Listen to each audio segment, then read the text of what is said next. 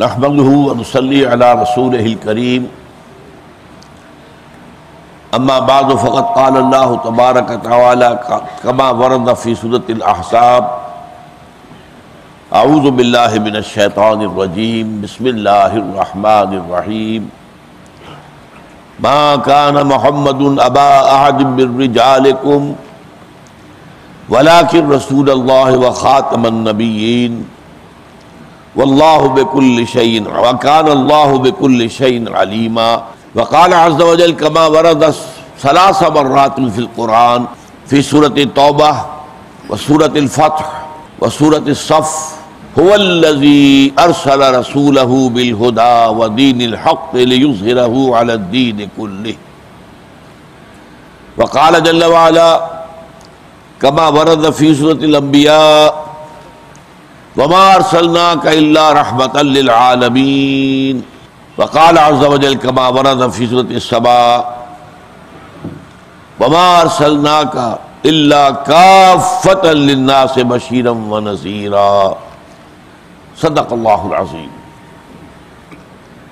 رب اشرح لي صدری ويسر لي امری واحلل عقدۃ من لسانی یفقہوا قولی۔ معزز حاضرین اور محترم خواتین، السلام علیکم ورحمۃ اللہ وبرکاتہ۔ میں بلا کسی تمہید کے اپنی بات شروع کر رہا ہوں۔ ہمارا اجماعی ایمان ہے اس پر کہ نبی اکرم صلی اللہ علیہ وسلم پر نبوت اور رسالت ختم ہو گئے، ختم نبوت۔ شیعہ ہوں، سنی ہوں، دیوبندی ہوں، بریلوی ہوں، اہل حدیث ہوں، حنفی ہوں، مالکی ہوں، شافعی ہوں، حنبلی ہوں، ظاہری ہوں، زیدی ہوں، عباضی ہوں، سب کا اجماع ہے کہ نبوت اور رسالت دونوں نبی اکرم صلی اللہ علیہ وسلم پر ختم ہو گئے۔ البتہ اس ختم نبوت اور رسالت کے 2 مفہوم ہیں، جن میں سے ایک کی حیثیت اور اہمیت ہے قانونی اعتبار سے، بہت اہمیت ہے۔ وہ ختم کس معنی میں ہے؟ جیسے اردو میں بھی ہم کہتے ہیں آٹا ختم ہو گیا، پیسے ختم ہو گئے، کوئی چیز پہلے تھی اب نہیں رہی۔ لیکن ساتھ ہی ہمیں معلوم ہے کہ اسکول کا طالب علم کہتا ہے میں نے اپنا کام ختم کر لیا، اس کے کیا معنی ہے؟ پورا کر لیا، میں نے اپنا کام پورا کر لیا۔ اب یہی 2 مفہوم ہیں ختم نبوت کے۔ پہلا مفہوم وہ ہے کہ آپ کے بعد کوئی نبی نہیں، اور اس کی اہمیت ہے قانونی اعتبار سے۔ قانونی اعتبار سے یہ ہے کہ جو شخص اس کو نہیں مانتا وہ دائرہ اسلام سے خارج۔ حضور کے بعد اگر کسی نے نبوت کا دعویٰ کیا تو وہ دجال، کذاب، کافر، ضال، مضل، اور جس نے بھی اس کی تصدیق کی وہ بھی اسی طرح کافر، دائرہ اسلام سے خارج۔ تو ختم نبوت کا یہ مفہوم جو ہے اس کی اہمیت ہے فقہی اعتبار سے، قانونی اعتبار سے، لہذا اسی پر زیادہ زور دیا گیا ہے۔ علماء کرام نے اس کا حق ادا کیا ہے، ختم نبوت کے اس تصور کو عام کرنے، مدلل کرنے، مبرہن کرنے، اور اس کا میں سمجھتا ہوں کہ حق ادا کر دیا۔ لیکن ایک دوسرا مفہوم ہے، اور وہ کیا ہے؟ نبوت کی حضور پر تکمیل ہو گئی، رسالت کی حضور پر تکمیل ہو گئی۔ یہ ہے وہ جس میں آپ کا فضیلت کا پہلو ہے۔ اب آپ اس کو ذرا نوٹ کیجئے، محض ختم نبوت اس معنی میں کہ پہلے نبوت تھی آپ کے بعد نہیں رہی، اس میں فضیلت کا پہلو تو کوئی نہیں، بلکہ ایک بات کہی جائے گی کہ نبوت رحمت تھی، نبوت تو اللہ کا فضل تھا، اللہ کی رحمت، اللہ کا فضل کیسے ختم ہو سکتا ہے؟ جن حضرات کو معلوم نہ ہو وہ جان لے، اسی دلیل سے آغاز کیا تھا آن جہانی غلام احمد قادیانی لعنت اللہ علیہ نے۔ کہ وہی تو رحمت ہے، رحمت خدا بندی کیسے ختم ہو جائے گی، کیسے بند ہو جائے گی؟ وہی جاری ہے، اجرائے وہی، اس سے پھر اجرائے نبوت، ہوتے ہوتے دعووں پر دعوے، مسیح موعود ہوں، مہدی موعود ہوں، اور آخر میں یہ کہ رسول ہوں، نبی ہوں۔ آغاز وہ تھا۔ اب آپ دیکھیے کہ وہ بات ایک عام آدمی کو کیسے اپیل کرے گی کہ نبوت تو رحمت تھی، رحمت کیسے ختم ہو سکتی ہے اللہ کی؟ جن لوگوں کی علوم دینیہ میں کوئی گراؤنڈنگ نہ ہو، بنیاد نہ ہو، وہ تو اس دلیل کے آگے جو ہے اس سے شکست کھا جائیں گے۔ ایسے ہی ایک اور دلیل اس نے پکڑی جو عوام اور جہلاء کے لیے بہت اپیلنگ تھی۔ دیکھو جی، ہمارے نبی فوت ہو کر دفن ہو گئے، زیر زمین ہے، عیسیٰ آسمان پہ اٹھا لیا گیا، تو کیا عیسیٰ افضل ہے محمد سے صلی اللہ علیہ وسلم؟ نہیں، عیسیٰ بھی مر چکا۔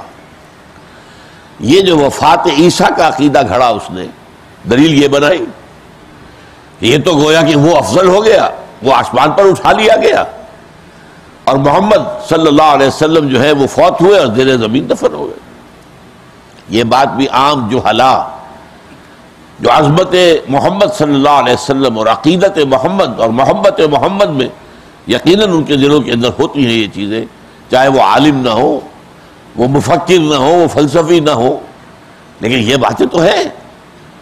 یہ دو چیزیں ہیں جن کی وجہ سے وہ فتنہ پھیلا، اور زیادہ تر انگریزی تعلیم یافتہ لوگوں میں پھیلا، کیونکہ ان کی بنیادی دینی تعلیم کی اساس تھی ہی نہیں۔ انہوں نے تو انگریزی مدرسوں میں، اسکولوں کے اندر تعلیم حاصل کی، تو ظاہر بات ہے جو ادلہ ہے قرآن کا اور حدیث کے اور سنت کے جو دلائل ہیں وہ ان کے علم میں نہیں تھے۔ لہذا ان دو باتوں کی وجہ سے وہ غلام احمد قادیانی کے معتقد ہوتے چلے گئے، اور یہ فتنہ پھیلا اور آج تک پھیل رہا ہے۔ اگرچہ آپ کو معلوم ہے ہمارے ہاں انہیں غیر مسلم ڈکلیئر کیا گیا، قانون کیا گیا، فتنہ ختم نہیں ہوا ہے، فتنہ پھیل رہا ہے، اندر ہی اندر دیمک کی طرح چاٹ رہا ہے معاشرے۔ تو بہرحال ختم نبوت بڑی مانا کہ پہلے نبوت تھی اب نہیں ہے، یہ تو گویا کہ اجماعی عقیدہ بھی ہے، اس کا حق بھی علماء نے ادا کیا ہے، اور اس کی حیثیت قانونی ہے۔ لیکن ختم نبوت اور رسالت بڑی مانا کہ نبوت اور رسالت حضور پر کامل ہوئی ہیں، اس پر توجہ نہیں دی علماء نے، اس کی اہمیت کو واضح نہیں کیا گیا، اس لیے کہ اس کی قانونی حیثیت نہیں تھی۔ اب میں پہلے آپ کو دو احادیث سنا دیتا ہوں۔ ترمذی شریف میں حضرت ثوبان سے روایت ہے رضی اللہ تعالی عنہ، انہ سیکون فی امتی ثلاثون کذابون کلہم یزعم انہ نبی اللہ وَأَنَا خَاتَمُ النَّبِيِّينَ لَا نَبِيَّ بَعْدِي۔ میری امت میں 30 ایسے جھوٹے دجال کذاب اٹھیں گے جن میں سے ہر ایک یہ سمجھے گا کہ وہ اللہ کا نبی ہے، دعویٰ کرے گا، حالانکہ میں خاتم النبیین ہوں، بائی مانا کہ لا نبی بعدی، میرے بعد کوئی نبی نہیں۔ یہ ہے وہ پہلا مفہوم ختم نبوت، مفہوم لا نبی بعدی، میرے بعد کوئی نبی نہیں۔ دوسری حدیث ہے حضرت ابو ہریرہ سے رضی اللہ تعالی عنہ، اور یہ سنن ابی داؤد کی روایت ہے، لا تقوم الساعۃ حتی یخرج 30 دجالون کانہم یزعمون انہ رسول اللہ۔ قیامت قائم نہیں ہوگی جب تک کہ 30 دجال ظاہر نہ ہو جائیں جو دعویٰ کریں گے کہ وہ اللہ کے رسول ہیں۔ آپ کو معلوم ہے یہ رسالت کا دعویٰ تو شروع ہو گیا تھا حضور کے زمانے میں، مسیلمہ کذاب اور ایک خاتون بھی نکل آئی تھی میدان میں، 6-7 تو اسی وقت آ گئے تھے جن کے خلاف جنگ کی ہے۔ ان میں سب سے بڑا مسیلمہ تھا، اور مسیلمہ بڑے طاقتور قبیلے کا آدمی تھا، اور اس کو شکست دینے کے لیے بہت بڑی قربانیاں صحابہ کرام کو، بڑی تعداد میں شہادت جو ہے جہاں اس کا نوش کیا ہے صحابہ کرام نے، تب وہ فتنہ ختم ہوا۔ پھر ہمارے قریب کے دور میں بہاءاللہ نے ایران میں دعویٰ کیا، اور یہ غلام احمد قادیانی نے ہندوستان میں دعویٰ کیا۔ بہرحال پوری تاریخ کے اندر شمار کریں گے تو وہ 30 دجال جو ہیں، جن میں سے آخری دجال کون ہوگا وہ دجال ہوگا، المسیح الدجال، جو دعویٰ کرے گا میں عیسیٰ ابن مریم ہوں، اور یہودیوں کو لیڈ کرے گا، ان کی قیادت کرے گا، جو آخری تصادم آنے والا ہے مسلمانوں اور یہودیوں کے درمیان، اور وہ تصادم دور نہیں ہے۔ اس دجال کو پھر قتل کریں گے حضرت مسیح علیہ السلام، جب خود مسیح ابن مریم اتریں گے دوبارہ، اور پھر اس کو قتل کریں گے اور یہودیوں کا خاتمہ ہو جائے گا۔ اب یہ دو حدیثیں تو ہیں اسی معنی میں کہ نبوت مجھ پر ختم، میرے بعد کوئی نبی نہیں۔ ایک بڑی پیاری حدیث ہے، یہ بھی حضرت ابو ہریرہ سے ہے رضی اللہ تعالی عنہ، اور یہ بخاری اور مسلم دونوں میں ہے۔ یہ سند کے اعتبار سے سب سے اونچی حدیث ہو گئی، متفق علیہ، اس سے اونچا تو کوئی درجہ سند کا ہے ہی نہیں۔ حضور فرماتے ہیں مثلی و مثل الانبیاء کا مثل قصر احسن بنیانہ، میری اور انبیاء کی مثال ایک محل کی ہے جس کی نہایت عمدہ نہایت حسین تعمیر کی گئی، وَتُرِكَ مِنْهُ مَوْضِعُ لَبْنَةٍ، لیکن ایک جگہ پر کوئی خلا چھوڑ دیا گیا، فَطَافَ بِهِ النَّظَّارُ يَتَعَجَّبُونَ مِنْ حُسْنِ بُنْيَانِهِ، اس محل کا چکر لگاتے تھے، سیاح آتے تھے، دیکھنے والے آتے تھے، اور دیکھ کر بہت عظیم محل ہے، کیا کہنے اس کے، يَتَعَجَّبُونَ مِنْ حُسْنِ بُنْيَانِهِ إِلَّا مَوْعِظَ تِلْكَ الْمَلَابِدَةِ، سوائے کہتے یہ رکھنا پتہ نہیں کیوں ہے، یہ کیوں چھوڑ دیا گیا؟ تو فرمایا فَكُنْتُ أَنَا صَدَدْتُ مُوَاضِعَ لَبْنَةٍ خُتِمَ بِهِ النَّبِيُّونَ وَخُتِمَ بِهِ الرُّسُلُ، میں ہوں وہ اس خلا کو پر کرنے والا جس نے آ کر محل کو مکمل کر دیا۔ یہاں ہے تکمیل نبوت، تکمیل رسالت صلی اللہ علیہ وسلم، اور اس میں ہے اصل فضیلت محمد رسول اللہ صلی اللہ علیہ وسلم۔ اب جیسا کہ میں نے عرض کیا، علماء کرام کی توجہ رہی پہلے مفہوم پر، لہذا آپ نے 100 مرتبہ یہ آیت سنی ہوگی جو میں نے پہلے نمبر پر تلاوت کی ہے۔ جب بھی تقریر ہوتی ہے سیرت پر، تقریر ہوتی ہے ختم نبوت پر، تو سورہ احزاب کی آیت ما کان محمد ابا احد من رجالکم ولکن رسول اللہ وخاتم النبیین، محمد تم میں سے کسی مرد کے بیٹے کے والد نہیں ہے، اللہ نے حضور کو بیٹیاں تو دی، بیٹا نہیں دیا، جو دیے بھی تو لے لیے۔ تو اے مسلمانوں، تم میں سے کوئی مرد ایسا نہیں ہے کہ جو محمد کا بیٹا ہو، وہ تو اللہ کے رسول ہے اور خاتم النبیین ہے، اللہ کے رسول اور نبوت کے سلسلے کو ختم کر دینے والے ہیں، اس کے بعد کوئی نبی آنے والا نہیں۔ اس میں چونکہ دلیل تھی کہ وہ جو ایک معاشرتی مسئلہ تھا کہ اگر کسی شخص کا منہ بولا بیٹا ہے اور اس کی بیوی ہے، اب اگر وہ منہ بولا بیٹا فوت ہو جائے یا بیوی کو طلاق دے دے، تو کیا وہ شخص باپ جو ہے وہ اس لڑکی سے، اس عورت سے شادی کر سکتا ہے؟ عرب میں کیا تھا، منہ بولا بیٹا بھی بالکل سلمی بیٹے کی مانند ہے، اب وہ تو بہو ہے تمہاری، تمہارے بیٹے کی بیوی رہی ہے، کیسے تم شادی کر سکتے ہو اس سے؟ یہ معاملہ ہو گیا تھا حضرت زینب رضی اللہ تعالی عنہ کا۔ آپ کو معلوم ہے زید ابن حارثہ حضور کے غلام تھے، حضور نے اپنا بیٹا بنا لیا، تو لوگ انہیں کہتے تھے زید ابن محمد صلی اللہ علیہ وسلم۔ پھر آیت اتر گئی، یہ منہ بولا بیٹا اسلام میں قتل، اس کی کوئی قانونی حیثیت نہیں ہے۔ ادعوہم لآبائہم، ان کا نام ان کے باپوں کے ساتھ نام کے ساتھ لو، چنانچہ زید ابن محمد سے زید ابن حارثہ رہ گئے، اب انہیں پھر دوبارہ زید ابن حارثہ۔ حضور نے ان سے شادی کروا دی تھی اپنی پھوپھی ذات بہن حضرت زینب بنت جحش کی، ان میں نباہ نہیں ہو سکا، اور میں سمجھتا ہوں اس کی وجہ کیا تھی، وہ جو عرب کی نفسیات تھی، حضرت زینب اونچے خاندان، قریش کے اونچے گھرانے کی خاتون، اب یہ وہ ہیں زید ابن حارثہ جن پر داغ لگ چکا ہے غلامی کا، تو وہ ذہناً کو تسلیم نہیں کر سکی۔ وہ شوہر کی جو حیثیت ہونی چاہیے، الرجال قوامون علی النساء، وہ جو ایک نفسیاتی کیفیت تھی وہ حضرت زینب قبول نہیں کر سکی، لہذا ان کے اندر صحیح نباہ نہیں ہوا۔ اب انہوں نے کہا میں طلاق دیتا ہوں، حضور روکتے رہے، امسک علیک زوجک، نہیں دیکھو زید طلاق مت دو، اپنے ساتھ اپنی بیوی حضرت زینب کو رکھو، آباد رکھو۔ اس کی وجہ کیا تھی؟ حضرت زینب کی شادی ان کے رشتہ داروں کی رائے کے خلاف حضور نے کروائی تھی حضرت زید سے۔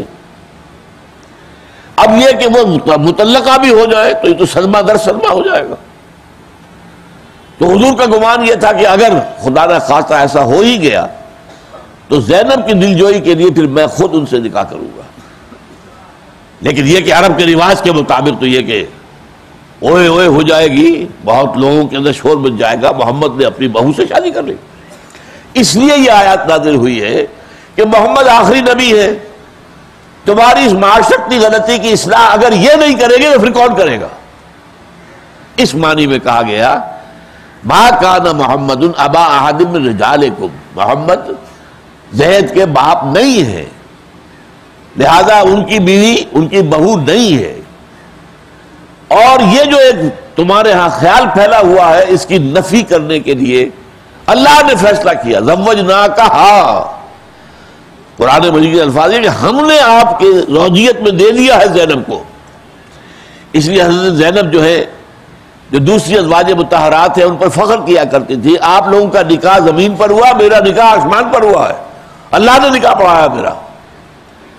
اس وجہ سے کہا وہ تو خاتم النبیین ہے، اب تکمیل کرنی ہے شریعت کی ان پر۔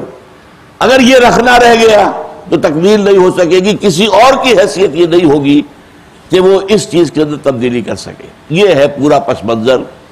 اب آپ نے اس میں دیکھا کہ اس آیت کو سمجھانے کے لیے مجھے اس کا پس منظر آپ کو سمجھانا پڑا، اور اس کا پورا جو ہے تفصیل کے ساتھ، اور یہ کام جو ہے عام آدمی کے بس کا روک تو نہیں ہوتا۔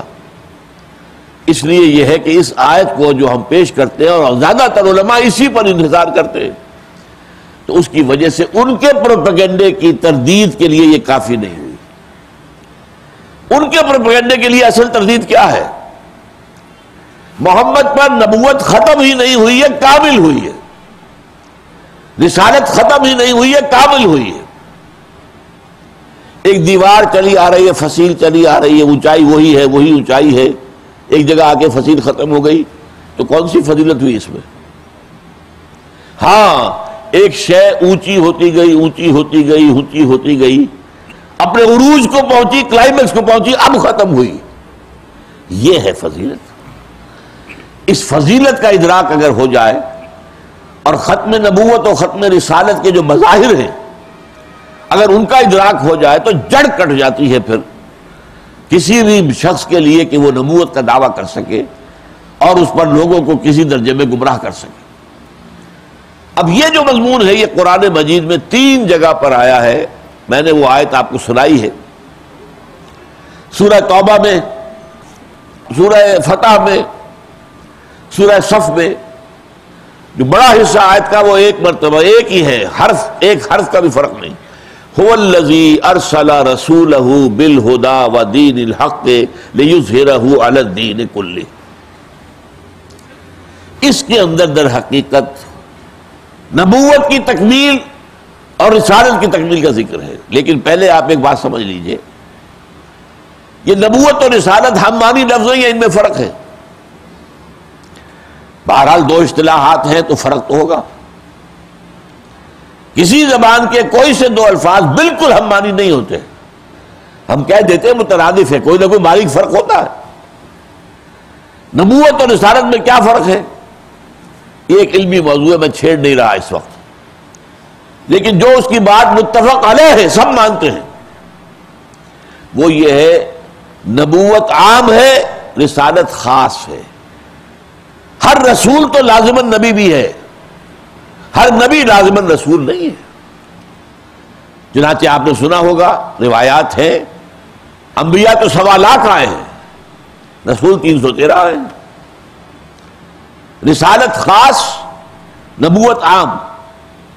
ہر رسول لازماً نبی، ہر نبی لازماً رسول نہیں، یہ متفق علیہ ہے۔ اس میں علماء کرام کا کنسنسس ہے، اجماع ہے۔ لیکن اگر ایک ہی شخص نبی بھی ہے، رسول بھی ہے، اب حضور صلی اللہ علیہ وسلم جو ہے آپ نے دیکھا بار بار قرآن میں جو آتا ہے یا ایھا النبی یا ایھا النبی یا ایھا النبی لم تحرم ما احل اللہ لک یا ایھا النبی اذا طلقتم النساء فطلقوهن لعدتهن. یا ایھا الرسول بھی آیا، یا ایھا الرسول بلغ ما انزل الیک من ربک وان لم تفعل فما بلغت رسالتہ. نبی بھی ہے رسول بھی ہے. ایک ایسا شخص جو نبی بھی ہے رسول بھی ہے، اس میں کیا ریلیشن شپ ہے اس کی شخصیت میں؟ نبوت کا مفہوم کیا ہے، رسالت کا مفہوم کیا ہے؟ اب دیکھیے میں ایک فگر بنا رہا ہوں اپنے دو ہاتھوں سے، یہ دو ہاتھ میں نے ان کے بیک جو جوڑ دیے ہیں. نبوت کا رخ اللہ کی طرف سے ہے، اللہ سے لینا یہ نبوت ہے. رسالت خلق کی طرف ہے، خلق کو پہنچانا یہ رسالت ہے. اللہ سے لینا وہی ہدایت اللہ کی طرف سے آئی نا، ریسیو کی. وہ اینٹینا کہہ لیجئے، وہ ریسیو کر رہا ہے، اور پھر اس کو آپ کو مانے بوسٹرز لگے ہوتے کتنے ٹی وی کے، اس میں کیا ہے کہ کسی پچھلے اسٹیشن سے وہ لے رہا ہے اور آگے جو ہے اس کی پوٹینسی کو بڑھا کر آگے پھر بھیج رہا ہے. تو یہ نبی ہے اور یہ رسول ہے. تو اب آپ سمجھئے کہ 5 چیزیں ہیں جن میں سے 2 سے نبوت کی تکمیل ظاہر ہوتی ہے اور 3 سے رسالت کی تکمیل ظاہر ہوتی ہے. هو الذی ارسل رسولہ بالہدی ودین الحق. وہی ہے اللہ سبحانہ و تعالی جس نے بھیجا ہے اپنے رسول محمد صلی اللہ علیہ وسلم کو 2 چیزیں دے کر. محمد کو اللہ سے ملی 2 چیزیں، الہدا اور دین حق، ہدایت کاملہ اور ایک مکمل نظام زندگی. تو نبوت کا پہلو جو ہے وہ کیا ہے؟ اللہ سے آپ کو ملی الہدا اور دین حق.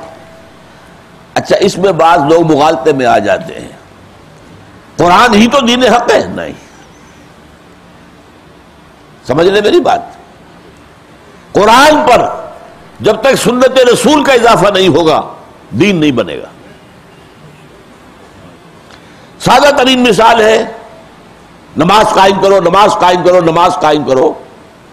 کیا سنت کے بغیر نماز قائم ہو سکتی ہے؟ کیسے پتہ چلے گا نمازیں 5 ہے؟ قرآن میں تو کہیں نہیں، کہیں ظہر کا ذکر نہیں ہے، کہیں مغرب کا ذکر نہیں ہے. آپ کہہ سکتے ہیں فجر کا لفظ آ گیا ہے، عصر کا لفظ آ گیا، لیکن وہ نماز کے لیے تو نہیں آیا ہے، وہ تو وقت کے لیے آیا ہے. والعصر والفجر. پھر یہ 2 رکعتیں ہیں فجر کی اور مغرب کی 3 ہے، کون بتائے گا؟ یہ تو سنت ہے جس نے نماز کا نظام بنا دیا ہے محض قرآن سے. یہ اس دور کے بڑے فتنوں میں سے، بہت بڑے فتنوں میں سے، جتنا بڑا فتنہ یہ نبوت کا اجرا ہے، نبوت کا دعویٰ ہے غلام احمد قادیانی کا، اور ختم نبوت کے قلعے کے اندر جو نقب لگی ہے اس سے، جتنا بڑا فتنہ یہ ہے اتنا ہی بڑا بلکہ اس سے زیادہ خطرناک فتنہ جو ہے وہ انکار سنت اور انکار حدیث کا ہے.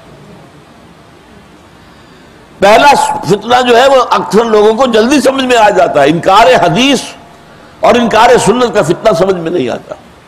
بڑی لچھے دار باتیں غلام احمد پرویز کی، اس کا نام بھی غلام احمد بدبخت کا، وہ غلام احمد قادیانی، یہ غلام احمد جو ہے پرویز، اور جس بڑے پیمانے پر اس نے فتنے کو پھیلایا. اور بھی بہت سے لوگ ہیں، کوئی اکیلا نہیں ہے. وہ مولانا اسلم جہراج پوری ہو، مولانا عبداللہ چکرالوی ہو، خود سر سید احمد خان مرحوم ہو، ان سب نے اس فتنہ انکار حدیث اور فتنہ انکار سنت کو ہوا دی.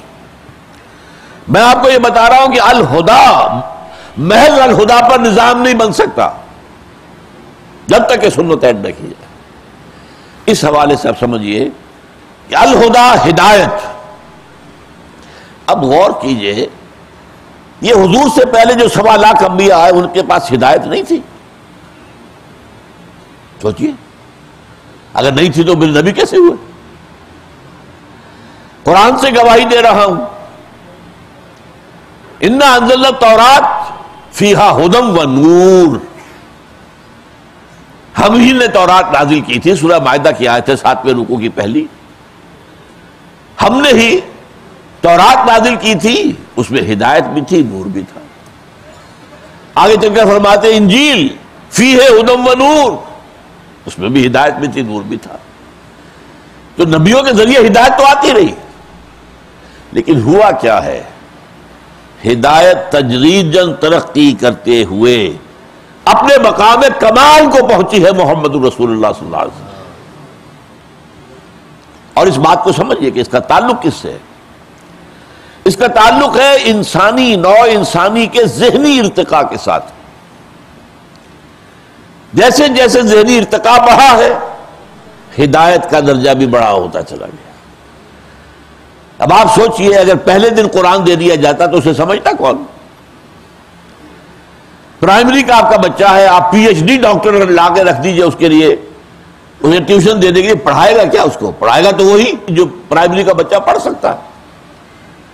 لہذا جیسے جیسے جیسے جیسے جیسے جیسے انسان کے شعور کی ترقی ہوئی، ذہنی ترقی ہوئی، فکری ترقی ہوئی، فلسفیانہ ارتقاء ہوا، ہدایت خداوندی بھی بڑھتی چلی گئی، تاں کہ آج سے 1400 برس پہلے نوع انسانی بحیثیت مجموعی شعوری اور فکری طور پر مالک ہو گئی۔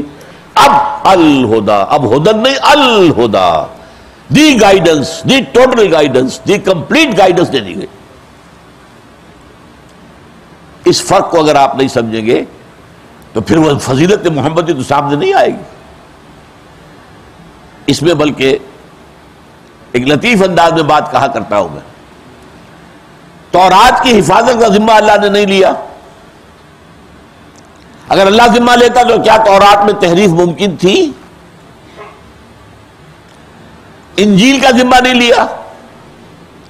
اگر اللہ ضمانت دیتا انجیل کے اندر تحریف نہیں ہو سکتی تو کون بھائی باپ تھا جو کر سکتا تھا؟ یہ نہیں کر سکتا۔ اور اگر برا نہ مانے، اگر اللہ نے قرآن کی ضمانت نہ دی ہوتی، انا نحن نزلنا الذکر وانا لہ لحافظون، ہم ہی نے یہ الذکر نازل کیا ہے اور ہم ہی اس کے محافظ ہیں۔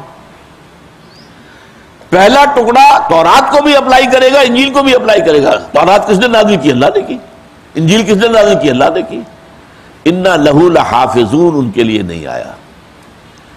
تو میں کہا کرتا ہوں ایک لطیف انداز میں کہ تورات اور انجیل کو یہ حق حاصل ہے کہ وہ اللہ کی جناب میں فریاد کریں کہ یہ ہمارے ساتھ سوتیلی بیٹیوں والا سلوک کیا آپ نے۔ قرآن بھی تیری کتاب، اس کو تو حفاظت دی، ہم تیری کتابیں ہمیں حفاظت نہیں دی، کیوں؟ کیوں؟ اس کا جواب کیا ہے؟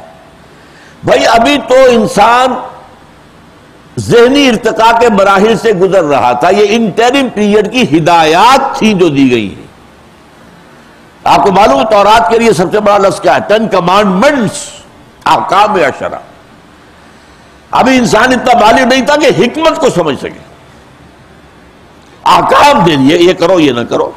یہ تو آپ چھوٹے بچے کو بھی دے سکتے، یہ کرو یہ نہ کرو۔ ہاں یہ کیوں کرو اور یہ کیوں نہ کرو، یہ تو چھوٹے بچے کی سمجھ میں نہیں آئے گا۔ لہذا قرآن مجید میں وہ ہدایت ارتقاء کرتی ہوئی درجہ بدرجہ صحف ابراہیم سے ہوتی ہوئی، پھر تورات سے ہوتی ہوئی، پھر زبور سے ہوتی ہوئی، پھر انجیل سے ہوتی ہوئی، وہ آ کر قرآن میں کامل ہو گئی۔ یہ ہدایت کاملہ جو ہے یہ ہے حضور صلی اللہ علیہ وسلم کی فضیلت کا مظہر اول۔ ایک قادیانی نوجوان سے بھی میری یہ بات ہوئی تھی، ذرا وہ جیسے اب قادیانی بھی بہت سے ایسے ہیں جو نسلی قادیانی ہے، کوئی بہت زیادہ جھگڑالو قسم کے لوگ نہیں ہوتے، جیسے ہم لوگ میں اکثر جو نسلی مسلمان ہیں، اب ان میں سے کسی کا پردادا دادا جو ہے وہ قادیانی ہو گیا، وہ چلا آ رہا ہے اپنے خاندان کے اندر۔ تو وہ شخص میں نے دیکھا کہ کوئی جھگڑالو قسم کا نہیں، میں نے اس سے ایک بات کی، میں نے کہا یہ بتاؤ کیا تمہارے نزدیک قرآن میں ہدایت کامل ہو گئی؟ کہہ لیں ہاں کامل ہو گئی۔ نمبر 2 یہ بتاؤ کیا قرآن محفوظ ہے یا اس میں تحریف ہو گئی؟ نہیں تحریف نہیں ہوئی، محفوظ ہے۔ میں نے کہا پھر بتاؤ وحی کے آنے کی دلیل کیا ہے؟ پھر اور وہی ہدایت کے لیے آتے تھی، ہدایت کامل ہو چکی، اور وہ کامل ہدایت ضائع نہیں ہوئی۔ اگر تحریف ہو جاتی تو ضائع ہو گئی، تو پھر نئے نبی کی ضرورت تھی۔ اگر یہ دونوں باتیں مان لو کہ قرآن پر ہدایت کامل ہو گئی اور ہدایت وہ محفوظ ہے، تو پھر وحی کے اجرا کی دلیل کیا ہے؟ یہ جہاں سے بات غلام احمد جہانی نے شروع کی تھی، میں نے اس کا توڑ کیا ہے کہ وحی کی ضرورت کیا ہے؟ وحی موجود ہے تمہارے پاس، کامل وحی موجود ہے. اب اس گلاس کو لبالب بھر دیجئے، پھر مزید پانی ڈال سکتے اس میں؟ وہ ہدایت کامل ہو چکی قرآن کے اندر، وہ موجود ہے، محفوظ ہے. لہذا کسی وحی کی کوئی منطقی دلیل نہیں ہے کہ وحی جاری رہنی چاہیے. یہاں میں آپ کو ایک بات اور سنا دوں، وہ حضرت مسیح کی ہے. یہ آخری نبی ہے حضور سے پہلے. اس سے پہلے تو یہ ہے، آپ کو معلوم ہوگا 1400 برس تو ایسے گزرے بنی اسرائیل کی تاریخ میں کہ کوئی ایک لمحہ بھی ایسا نہیں تھا کہ کوئی نبی موجود نہ ہو. چنانچہ یہ بخاری شریف کی روایت ہے، کانت بنو اسرائیل تسوسہم الانبیاء، بنی اسرائیل کی سیاست انبیاء کے ہاتھ میں ہوتی تھی. داؤد کون تھے؟ نبی تھے، بادشاہ تھے. سلیمان کون تھے؟ نبی تھے، بادشاہ تھے. کلما ہلک نبی خلفہ نبی، جیسے ہی کسی نبی کا انتقال ہوتا تھا اس کا جانشین بھی نبی ہوتا تھا. لیکن اس کے بعد آخری جو ہے یہ جو سلسلہ 1400 برس کا ہے نا، زنجیر انبیاء کی، انبیاء بنی اسرائیل اس کو ہم کہتے ہیں، یہ سلسلہ شروع ہوا 2 نبیوں سے، 2 رسولوں سے. موسیٰ بھی تھے، ہارون بھی تھے علیہم السلام، 2 تھے کہ نہیں؟ ہم عصر. ختم بھی ہوا 2 پر، عیسیٰ بھی تھے، یحییٰ بھی تھے، جیزس اینڈ جان دونوں تھے. لیکن یہاں آ کے ختم ہو گیا. حضرت مسیح نے اپنے حواریین سے جو الوداعی باتیں کی تھی ان میں یہ بھی ہے، آج بھی ہے، موجود ہے، پڑھ لیجئے بائبل کے اندر. مجھے ابھی تم سے اور بھی بہت سی باتیں کرنی تھیں، لیکن ابھی تم ان کا تحمل نہیں کر سکو گے، سمجھ نہیں پاؤ گے. جب وہ فارقلیت آئے گا، پیرکلیٹ، یہ ان کا لفظ ہے، اس کو بدلتے رہے وہ، اس کے اصل معنی محمد ہی ہے. وہ آئے گا، وہ سب کچھ بتائے گا. تو گویا کہ 600 برس جو ہیں وہ اس اعتبار سے حضرت عیسیٰ کے اور حضور کے درمیان 600 برس ہے. اس دور میں انسان کے فکر نے چھلانگیں لگائیں، تمام فلسفے ان 600 سالوں میں پیدا ہوئے. 600 BC سے لے کر 600 AD، یہ 1200 برس، سارے مذہب اس میں پیدا ہوئے، سارے فلسفے اس میں پیدا ہوئے. ارسطو ان میں آیا، افلاطون ان میں آیا، ایرسٹوٹل ان میں آیا، کنفیوشس ان میں آیا، گوتم بدھ ان میں آیا، جین ان میں آئے، مہاویر ان میں آئے، سب اسی میں. گویا کہ جب نوع انسانی فکری اعتبار سے بالغ ہو گئی اور اس کے فکر نے چھلانگیں لگانی شروع کی، اس کا فلسفہ، کنفیوشس کا فلسفہ، سقراط کا فلسفہ، افلاطون کا فلسفہ، ارسطوٹل کا فلسفہ، گوتم بدھ کا فلسفہ، مہاویر کا فلسفہ وغیرہ وغیرہ، اب اللہ نے اس فکر کامل کی ہدایت کے لیے قرآن نازل کیا. یہ ہے تکمیل نبوت کا مظہر اول. مظہر دوم کیا ہے؟ دین حق. اور ان دونوں کی تکمیل قرآن مجید میں آتی ہے. الیوم اکملت لکم دینکم واتممت علیکم نعمتی. یہ اتمام اور اکمال، یہی تو موضوع ہے میرا. اتمام تمام کر دینا، پورا کر دینا. اکمال تکمیل. الیوم اکملت لکم دینکم، آج میں نے تمہارے لیے تمہارے دین کو کامل کر دیا. اس کا مفہوم کیا ہے؟ دیکھیے، ایک ہے معاملہ ذہنی ارتقاء کا جو میں نے بحث کی ہے، ایک معاملہ ہے نظام کا ارتقاء. آپ کو معلوم ہے کئی ہزار برس پہلے ہمارے آباء و اجداد غاروں میں رہتے تھے نا. کوئی نظام تھا، ہر شخص کا معاملہ یہ تھا یہ اپنے غار کا مالک ہے، وہی بادشاہ ہے. لیکن غاروں سے نکل کر پھر انسان آگے بڑھا تمدن کی طرف، تو قبیلے کا نظام وجود میں آیا. قبیلہ ہے، اس کا ایک سردار ہے، سردار کی بات ماننی پڑے گی. اب ایک نظام ہو گیا.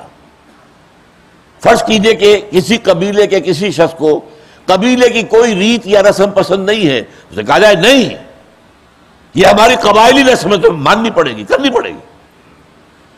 جیسے نظام آیا ویسے جبر آیا، مجبوری آئی، اب آپ کو ماننا پڑے گا، یہ قبیلے کا سردار ہے، اس کی بات ماننی ہوگی۔ یہ پریمیٹو ترین شکل ہے انسانی تمدن کی۔ آگے بڑھے، اب 2-4 قبیلے ایک شہر میں آ کے آباد ہو گئے، اس کا نام ہے سٹی اسٹیٹ، شہری ریاست۔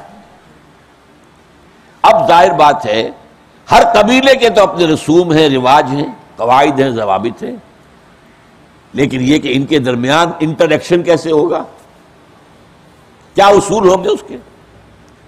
یہاں سے دستور کا آغاز ہوا، دستور بنانا پڑے گا۔ یہ 5 قبیلوں کے سردار جو ہیں بیٹھیں گے، طے کریں گے، اکثریت سے معاملہ کریں گے، کوئی نہ کوئی دستور بنے گا نا۔ یہ بات سمجھ رہے ہیں نا آپ؟ اب ایک دلچسپ بات سنیے، حضور کے زمانے میں مکہ ایک قبیلے کا شہر تھا، تمدنی اعتبار سے بیکورڈ تھا، وہاں صرف قریش رہ سکتے تھے، یا قریش کا غلام یا قریش کا حلیف۔ باہر سے کوئی شخص آیا ہے، وہ مکے میں قیام کرنا چاہتا ہے، کسی نہ کسی مکے کے سردار کا حلیف بنے گا تو رہ سکتا ہے، ورنہ نہیں۔ جیسے آج بھی سعودی عرب میں آپ کاروبار کرتے ہیں تو کوئی سعودی وکیل ہوگا آپ کا تو آپ کاروبار کر سکتے ہیں، اور وہ آرام سے پیسہ کھاتا بیٹھ کر، کام آپ کرتے ہیں، محنت آپ کرتے ہیں، کمائی آپ کرتے ہیں، اسے تو سعودی ہونے کی نسبت سے جو ہے دولت آ رہی ہے اس کے پاس۔ تو گویا کہ وہ کیریکٹر بنیادی جو تھا مکے کی سوسائٹی کا تحال چل رہا ہے۔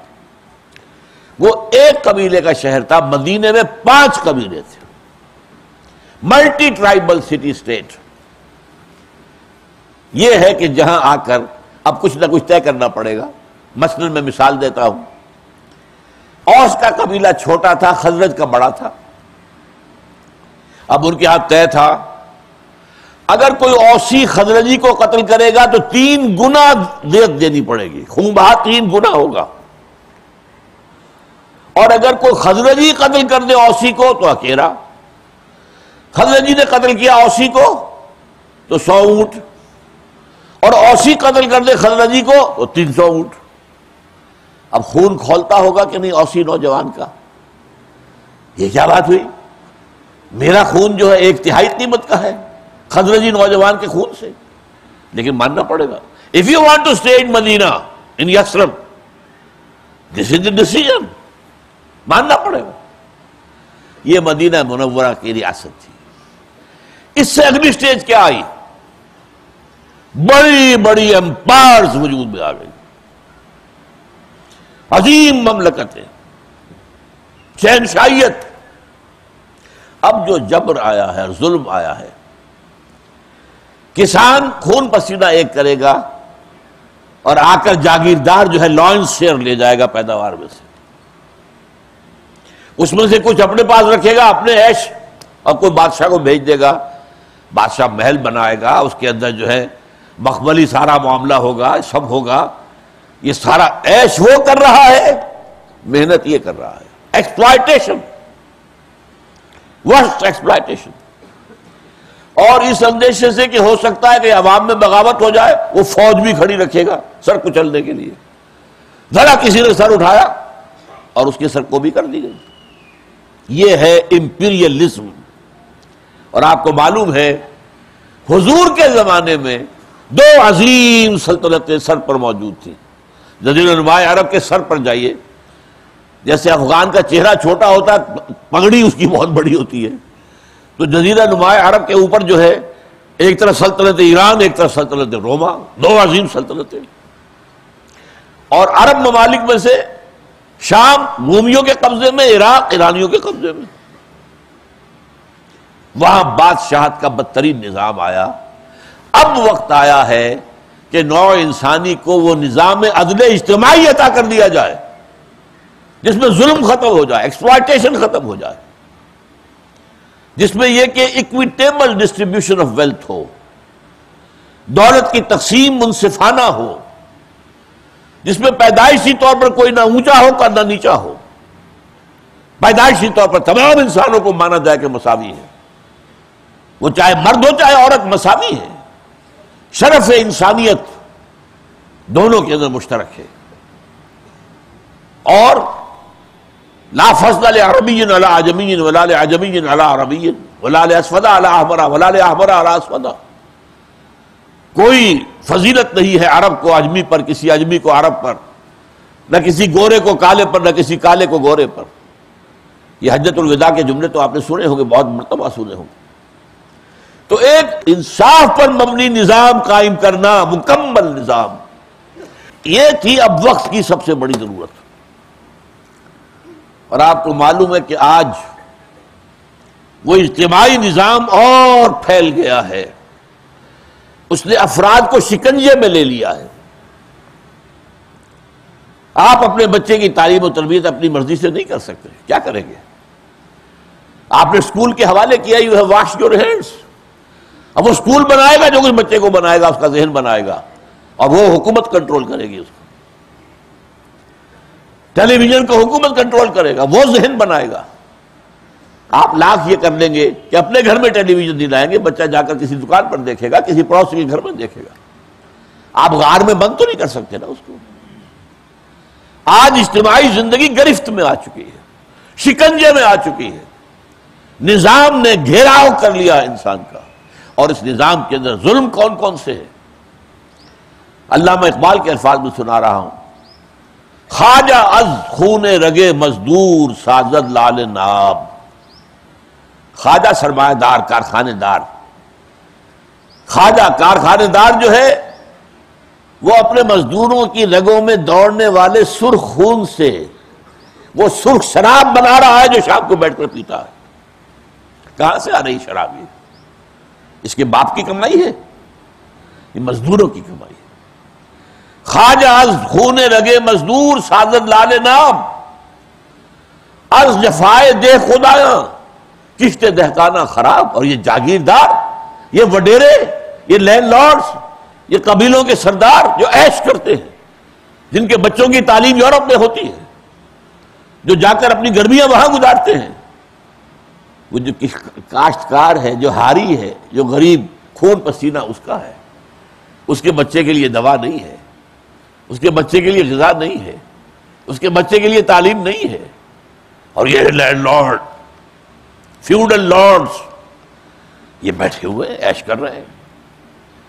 یہ نظام جو ہے، اسی لیے اقبال نے پھر اس کے بعد الفاظ کیا کہے ہیں، خواجہ از خون رگے مزدور سازد لال ناب، از جفائے دہ خدایاں کشت دہقانہ خراب۔ انقلاب انقلاب ہے، انقلاب، انقلاب برپا کرو، ایک منصفانہ نظام قائم کرو۔ لہذا وہ عہد جدید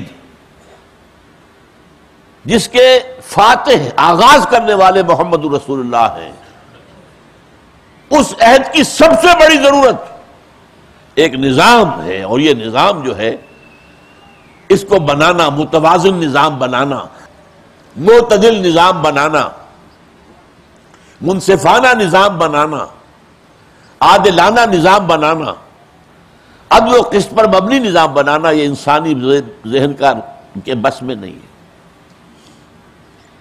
دیکھیے، ایک مسئلہ یہ ہے کہ مرد اور عورت میں کیا توازن ہو حقوق اور فرائض کا، ہے کہ نہیں؟ کبھی آپ عورت کو جوتی کی نوک بنا کر اپنی لونڈی بنا دیتے ہیں، ملازمہ کی طرح ٹریٹ کرتے ہیں، بھیڑ بکری کی طرح ٹریٹ کرتے ہیں، کبھی وہ کلوپٹرا بن کر اور مصر کی تقدیر خراب کرتی ہے، یہ ہوتا ہے کہ نہیں؟ اب اگر عورت سوچے گی، نظام بنائے گی، تو وہ اپنے خیال رکھے گی، وہ اپنی نفسیات کو جانتی ہے، مرد کی نفسیات کو نہیں جانتی۔ مرد سوچے گا تو وہ اپنے اعتبار سے سوچے گا، وہ عورت کی نفسیات سے واقف نہیں۔ تو عادلانہ نظام کیسے بنے گا؟ یہ وہی بنا سکتا ہے جو مرد کا بھی خالق ہے، عورت کا بھی خالق ہے۔ الخلق عیال اللہ، تمام مخلوق اس کے کنبے کے مانند ہے۔ مرد جو ہے وہ بھی مخلوق کے اعتبار سے اس کے کنبے میں شامل ہے، اس کا بیٹا ہے، اور عورت بھی ہے، وہ نظام بنائے گا۔ اگر مزدور کے ہاتھ میں آپ چھوڑ دیں وہ اپنی بات سوچے گا، اسے سرمایہ دار کی مصلحتوں سے کیا غرض؟ طریقے کوہکن میں بھی وہی ہیلے ہے پرویزی، کوہکن کے حوالے ہاتھ معاملہ آ جائے تو وہ بھی دھوکہ دے گا۔ اور ظاہر بات ہے کہ انتہائی سادگی سے کھا گیا مزدور مات، جو کارخانے دار ہے وہ تو اپنی سوچے گا، مزدور کے گھر میں آٹا ہے یا نہیں اور وہاں چولہا جل رہا ہے نہیں، اسے کوئی غرض نہیں۔ بھائی میں تو یہ ویج دے سکتا ہوں، نہیں دے جاؤ، دفع ہو جاؤ۔ اور اگر زیادہ پریشر ہوا لو میں کارخانہ بند کر دیتا ہوں۔ اب یہ جو لاک آؤٹ کیا اس نے، اس کے بعد تو اتنی دولت ہے کہ مہینہ 2 مہینہ 3 مہینہ سال بھر بھی وہ کھاتا رہے گا، اتنی دولت ہے، اس کے بچے پہ فاقہ نہیں آئے گا۔ اور مزدور کو تو 2 دن مزدوری نہ ملی تو بچے کو فاقہ آ جائے گا، لہذا وہ مجبور ہے۔ اچھا جناب جو آپ کا حکم، مجبور ہے، اس مجبوری سے فائدہ اٹھایا جاتا ہے، اس سے دولت کے انبار لگتے ہیں۔ اب یہ کہ کوئی بھی پروپوزیشن ہے، کوئی کارخانہ ہے، کوئی کاروبار ہے، اس میں سرمایہ کا کتنا حصہ ہونا چاہیے، مزدور کا کتنا حصہ، کون طے کرے گا؟ ایک نظام ہے، سیاسی نظام، اس میں کیا ہوتا ہے، جو حاکم ہے وہ چاہتا ہے میرے اختیارات بڑھتے چلے جائیں۔ بھٹو نے اختیارات بڑھائے اپنے، پھر یہ زرداری صاحب نے، پھر مشرف صاحب نے تو کیا ہی کہنے، وہ سمجھتا ہے یہ سب پاگل ہے، حیوانوں کی طرح ہے، ان میں صلاحیت ہی کوئی نہیں ہے، میں ہوں عقل کل، سارا اختیار میرے ہاتھ میں ہوگا۔ آپ انسان کے اگر سارا اختیار میرے پاس ہونا، ہیومن رائٹس جو مغرب میں تصور ہے وہ یہ ہے، میں اگر ننگا سڑک پہ پھرنا چاہوں تم کون ہو تو اعتراض کرنے والے، اٹس مائی ہیومن رائٹ۔ میں سوڈمی کا معاملہ کرتا ہوں، ہومو سیکسولیٹی کا، who are you to object? ہم دونوں نے ایگری کیا ہے، کر رہے ہیں، ہیومن رائٹس۔ یہ پیچیدگیاں چلی آ رہی ہے، بڑھتی جا رہی بڑھتی جا رہی ہے بڑھتی جا رہی۔ ان کا علاج ایک دین حق، مکمل دین، اللہ کا دیا ہوا دین۔ تو جیسے جیسے تمدن کا ارتقا ہوا، غاروں سے نکل کر قبیلہ، قبیلے سے سٹی اسٹیٹ، سٹی اسٹیٹ سے امپائرز یہ آئی ہیں، تو دین حق بھی بڑھتا رہا بڑھتا رہا۔ یہی وجہ ہے جب دین کامل ہوا ہے محمد رسول اللہ پر صلی اللہ علیہ وسلم، الیوم اکملت لکم دینکم واتممت علیکم نعمتی ورضیت لکم الاسلام دینا۔ اب کہا ہے مسلمانوں تم پر ہم نے یہ لازم کیا، قائم کرو ان اقیموا الدین ولا تتفرقوا فیہ، دین کو قائم کرو۔ یہ ہم نے تمہیں نظام اس لیے نہیں دیا تلاوت کر لو اور ثواب لے لو، اللہ اللہ خیر صلی اللہ، پھر بند کیا جزان، اس کو بوسہ دیا اور رکھ دیا، آیت پڑھ لی، السارق والسارقۃ فاقطعوا ایدیہما، ثواب تو مل گیا، ایک ایک حرف کے 30 نیکیاں حضور نے فرمایا۔ گن لیجیے کتنے حروف آئے اس آیت کے اندر، کتنی نیکیاں ہو گئی، عمل تو نہیں ہوا۔ سود کی آیتیں آپ نے پڑھ لی، سود کو نکال تو نہیں سکے۔ پورا معاملہ کیا ہے، قائم کرو اس نظام کو۔ یہ ہے در حقیقت، یہ رسالت محمدی کا معاملہ ہے، لیکن ابھی میں نبوت محمدی کی بات کر رہا ہوں۔ تکمیل نبوت، الہدا مکمل، ہدایت آتے آتے آتے آتے مکمل، دین نظام ہوتے ہوتے ہوتے ہوتے ساری جو سوشل ایوولوشن کا پروسیس ہے اس سے گزر کر دین حق، الیوم اکملت لکم دینکم واتممت علیکم نعمتی ورضیت لکم الاسلام دینا۔ یہ 2 مصدر ہیں نبوت کے، مطلب نبوت ہے اللہ سے لینے والی چیزیں۔ اللہ سے محمد کو کیا ملا؟ الہدا، ہدایت کاملہ، ہدایت تامہ، ہدایت ابدیہ، تا قیام قیامت یہ ہدایت ہے۔ اور نمبر 2 دین حق جو کامل ہے، جو کیا گیا محمد رسول اللہ پر۔ اب آئیے رسالت کا، رسالت کا مظہر اول کیا ہے؟ وہ اس آیت میں نہیں ہے، اس کے لیے میں نے 2 آیتیں آپ کو اور سنائی ہیں۔ رسالت کی تکمیل کا پہلا صورت کیا ہے؟ آپ سے پہلے جتنے رسول آئے وہ صرف اپنی قوموں کے لیے بھیجے گئے یا اپنے علاقوں کے لیے بھیجے گئے۔ الی مدین اخاہم شعیبا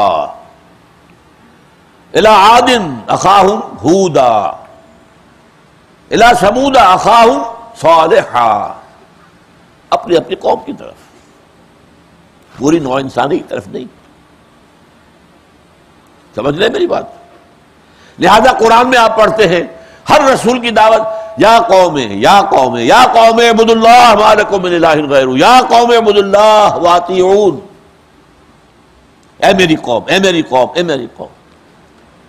محمد کی بعثت ہے پوری نوع انسانی کے لیے، یہ تکمیل رسالت ہے۔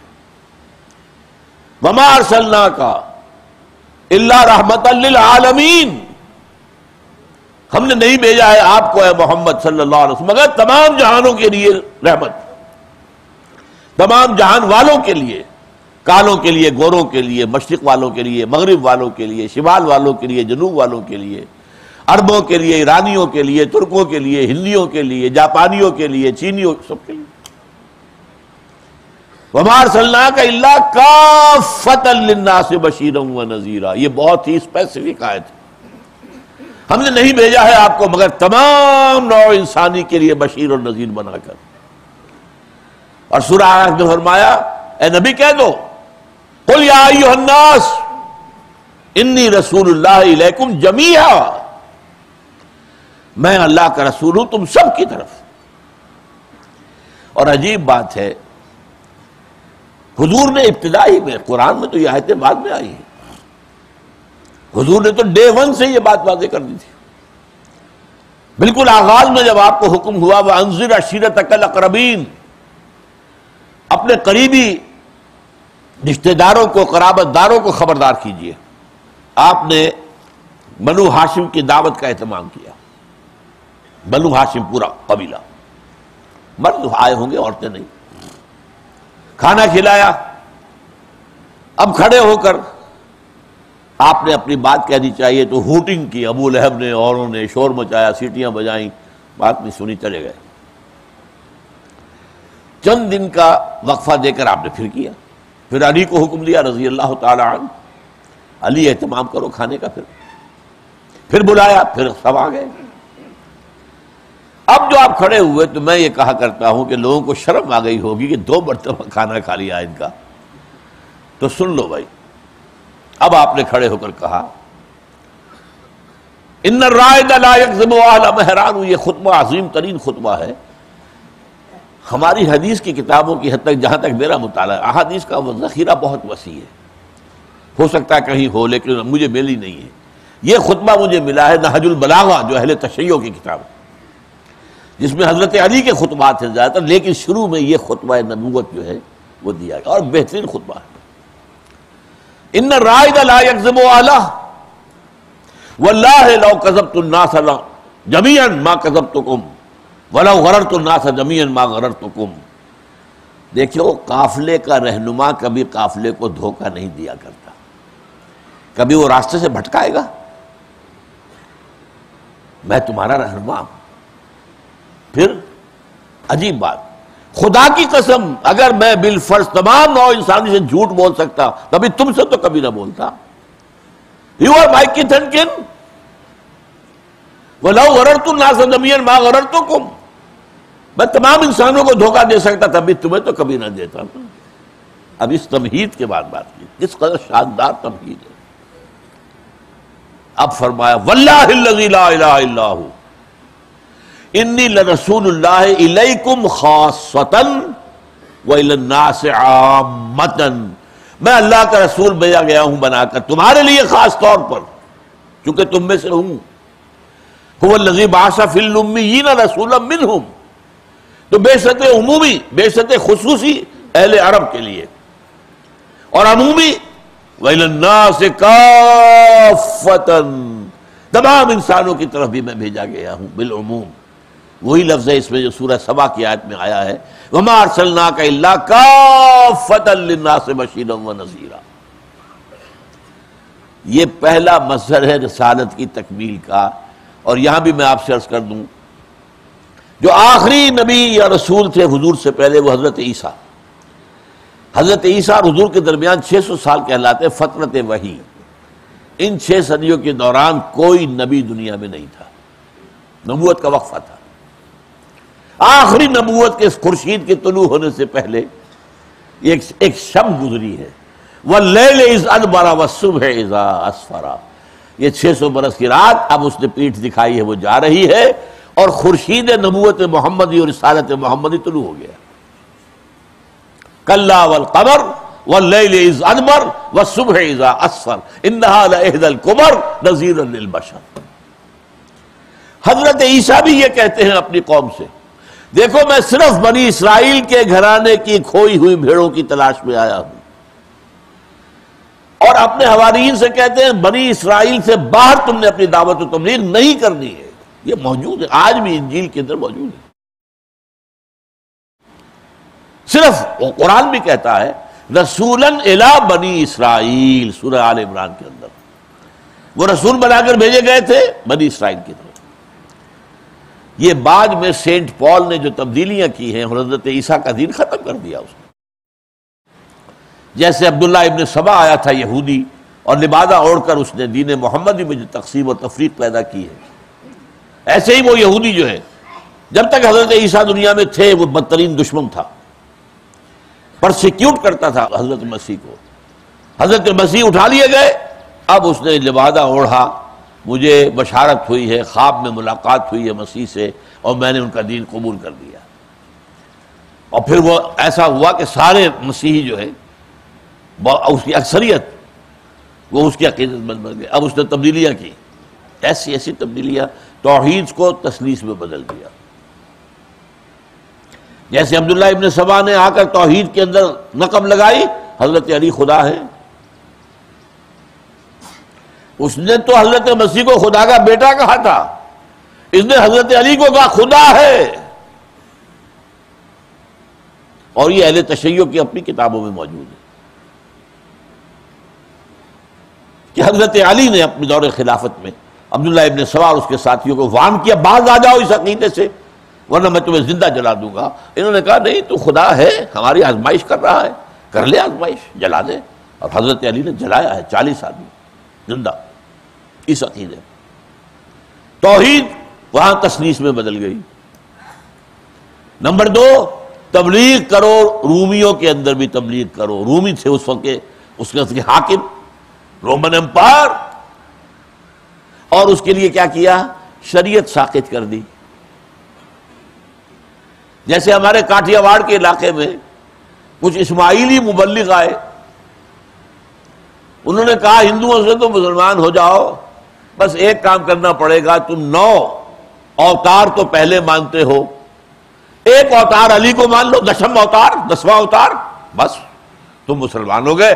تم پر نہ روزہ فرض کریں گے، نہ نماز فرض کریں گے، کچھ نہیں، شریعت ساقط۔ یہی کام پال نے کیا تھا، شریعت ساقط، شریعت موسوی ختم۔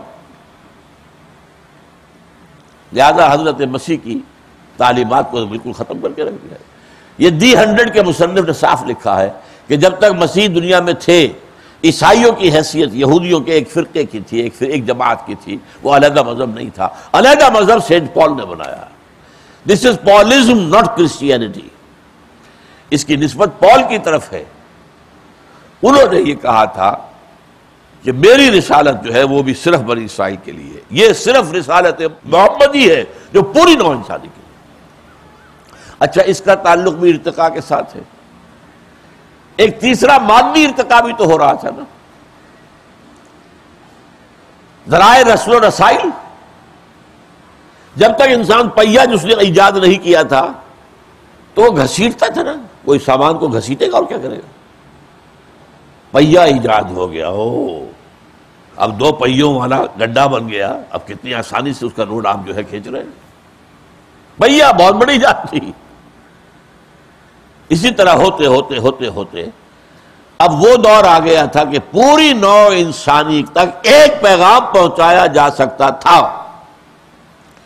ذرائع رسل و رسائل یہاں تک پہنچ گئے تھے، لہذا اب وہ رسالت آئی جو پوری نوع انسانی کے لیے۔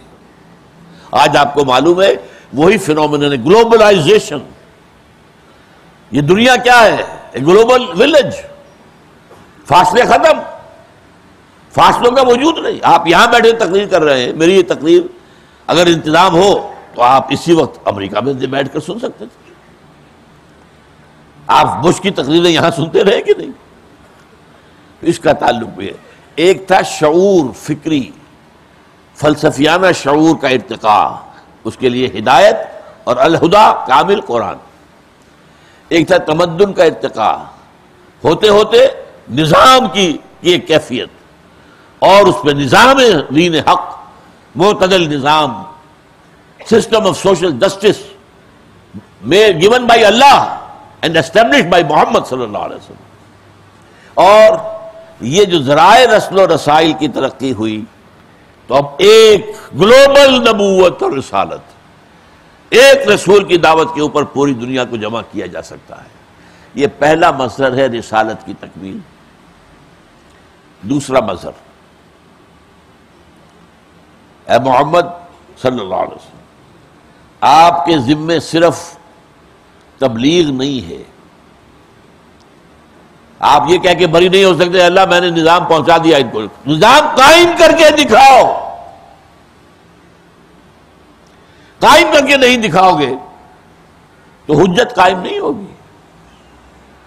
دنیا کہے گی کہ اچھی, بہت اچھی شاعری کی ہے, بڑا اچھا نظام بتایا ہے, but it's not practicable.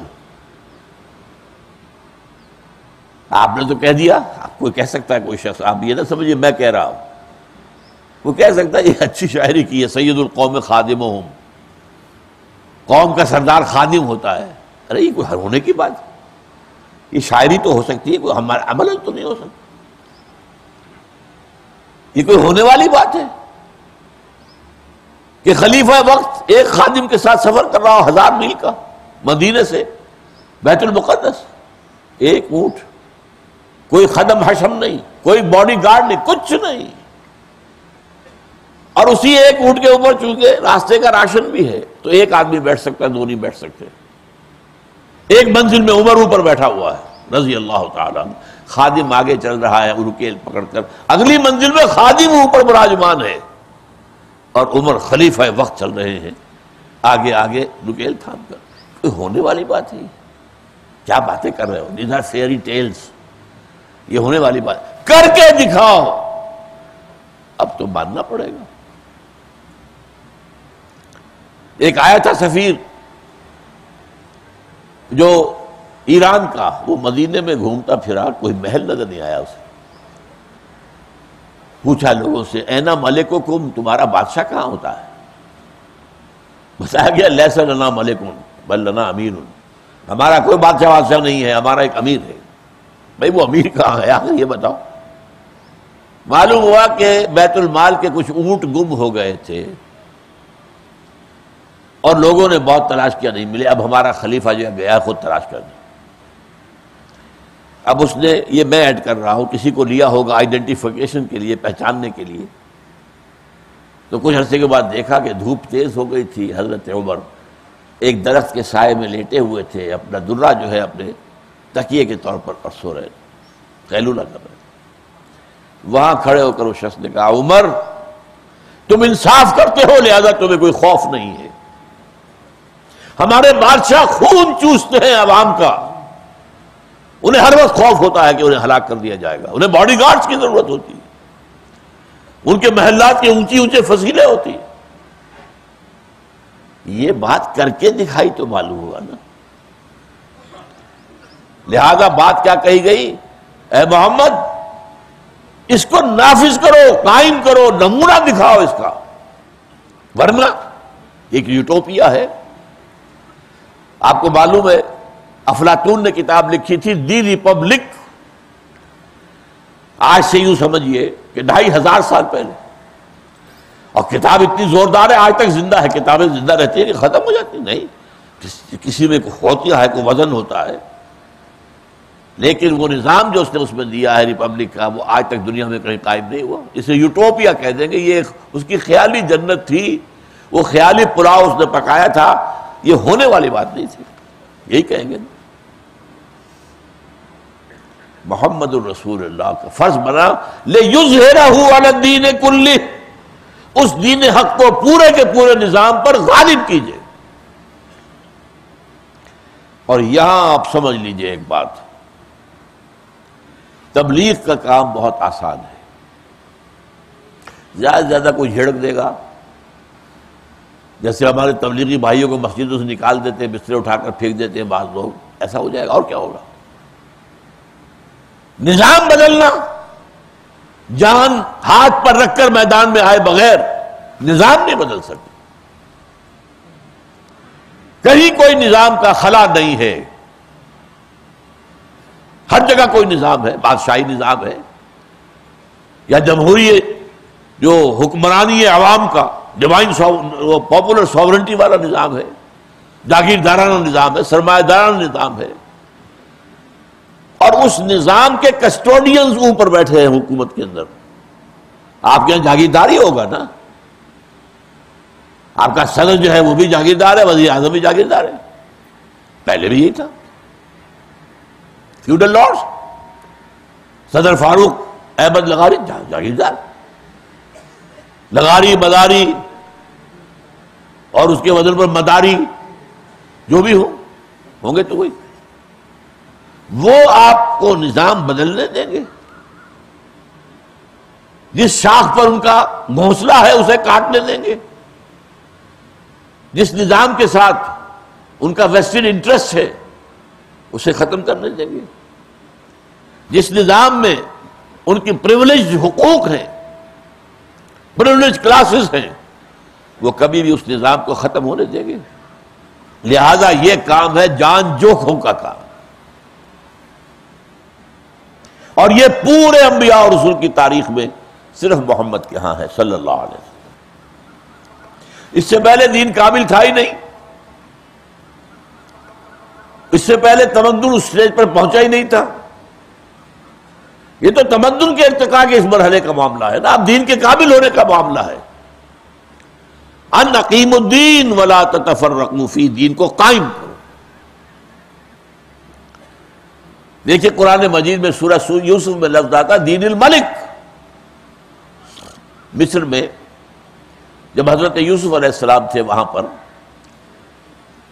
اور ان کے پاس آ گیا تھا چھوٹا بھائی بنیامین، اسے اپنے پاس روکنا چاہتے تھے، لیکن جس بادشاہ کے تحت، وہ ایک بہت بڑے وزیر کہہ لیں، بہت بڑے چیف سیکرٹری کہہ لیں، فوڈ منسٹر کہہ لیں، جو بھی چاہے کہہ لیں، بادشاہ تو وہ نہیں تھے نا، بادشاہ تو وہ تھا جس نے خواب دیکھا تھا اور اس کے خواب کی تعبیر بتائی تھی، تو وہ وہاں تک پہنچ گئے تھے، جیل سے نکل کر زندان سے نکلے اور ایک بڑے اونچے مقام تک بن گئے، بڑے درباری بن گئے۔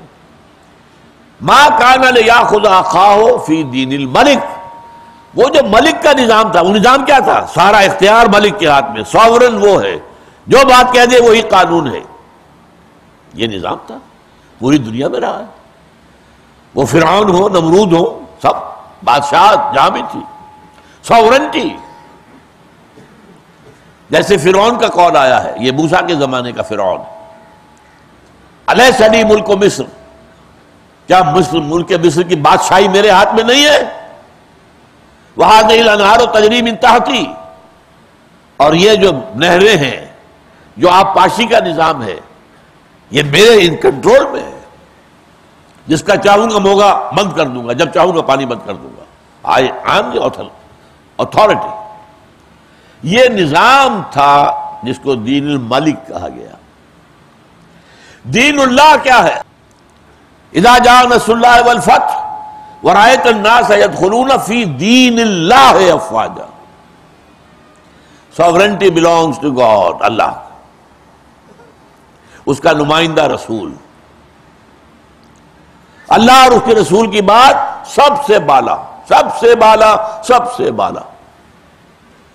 جہاں کوئی حکم آ گیا ہے اللہ کا، اس کے رسول کا، آپ کے نمائندے منتخب ہوا کریں، 100% ہوں، کوئی تبدیلی کرنے کے مجاز نہیں۔ ہاں جہاں کوئی حکم نہیں ہے اللہ کا اور اس کے رسول کا، تو یہ امرہم شورا بینہم، یہ گویا کہ اللہ نے تمہارے حوالے کر دیا، یہاں تم فیصلے کر لو۔ جیسے ہمارے ہاں آپ کو معلوم ہے، یہ کوئی 65 برس پہلے ہی کی بات کر لیجئے نا، اس سے پہلے تقریباً 200 برس یا 100 برس میں یہ بات رہی۔ ہمارا ساورن کون ہوتا تھا؟ ملکہ یا بادشاہ، تو انگلستان میں مقیم، ہندوستان میں viceroy, what was the relationship? جو فرمان آ گیا ہز میجسٹیز گورنمنٹ یا ہر میجسٹیز گورنمنٹ کا، وہ واجب التعمیل ہے، اس میں وائس رائے کوئی کمی بیشی نہیں کر سکتا، وہ وہاں کا حکم ہے، سورن کا حکم۔ جہاں وہاں کوئی حکم ان کا نہیں ہے، اب یہ وائس رائے کی ذمہ داری ہے وقتی حالات، موجودہ حالات، اس وقت کے جو بھی حالات ہیں، جو مصلحتیں ہیں، جو مملکت کی مصلحتیں، سوچیں اور فیصلہ کریں۔ یہی ہے خلافت کا نظام، اللہ کی حاکمیت، انسان کی خلافت۔ جو حکم اللہ اور اس کے رسول کا ہے واجب و تسلیم، واجب التعمیل۔ جہاں کوئی حکم نہیں ہے امرہم شورا بینہم، آپس میں مشورے سے طے کر لیں۔ یہ ہے دین اللہ۔ لیکن جیسا کہ میں عرض کر رہا تھا، دین اللہ کو قائم کرنے کے لیے جو جد و جہد کرنی پڑی ہے محمد رسول اللہ صلی اللہ علیہ وسلم کو۔ پہلی بات تو یہ کہ رسالت کی تکمیل کا مظہر یہ ہے کہ آپ نے دین صرف پہنچایا نہیں، قائم کر کے دکھایا۔ یہ تکمیل رسالت۔ دعوت تو دیتے رہے، تبلیغ تو سبھی کرتے رہے انبیاء، لیکن یہ کام صرف محمد رسول اللہ کے دست مبارک سے ہوا۔ اور آخری بات میں بتا رہا ہوں، اس میں تکمیل رسالت کے ساتھ ساتھ تکمیل انسانیت کا پہلو ہے۔ حضور نے جو جد و جہد کی ہے اس دین کو قائم کرنے کے لیے،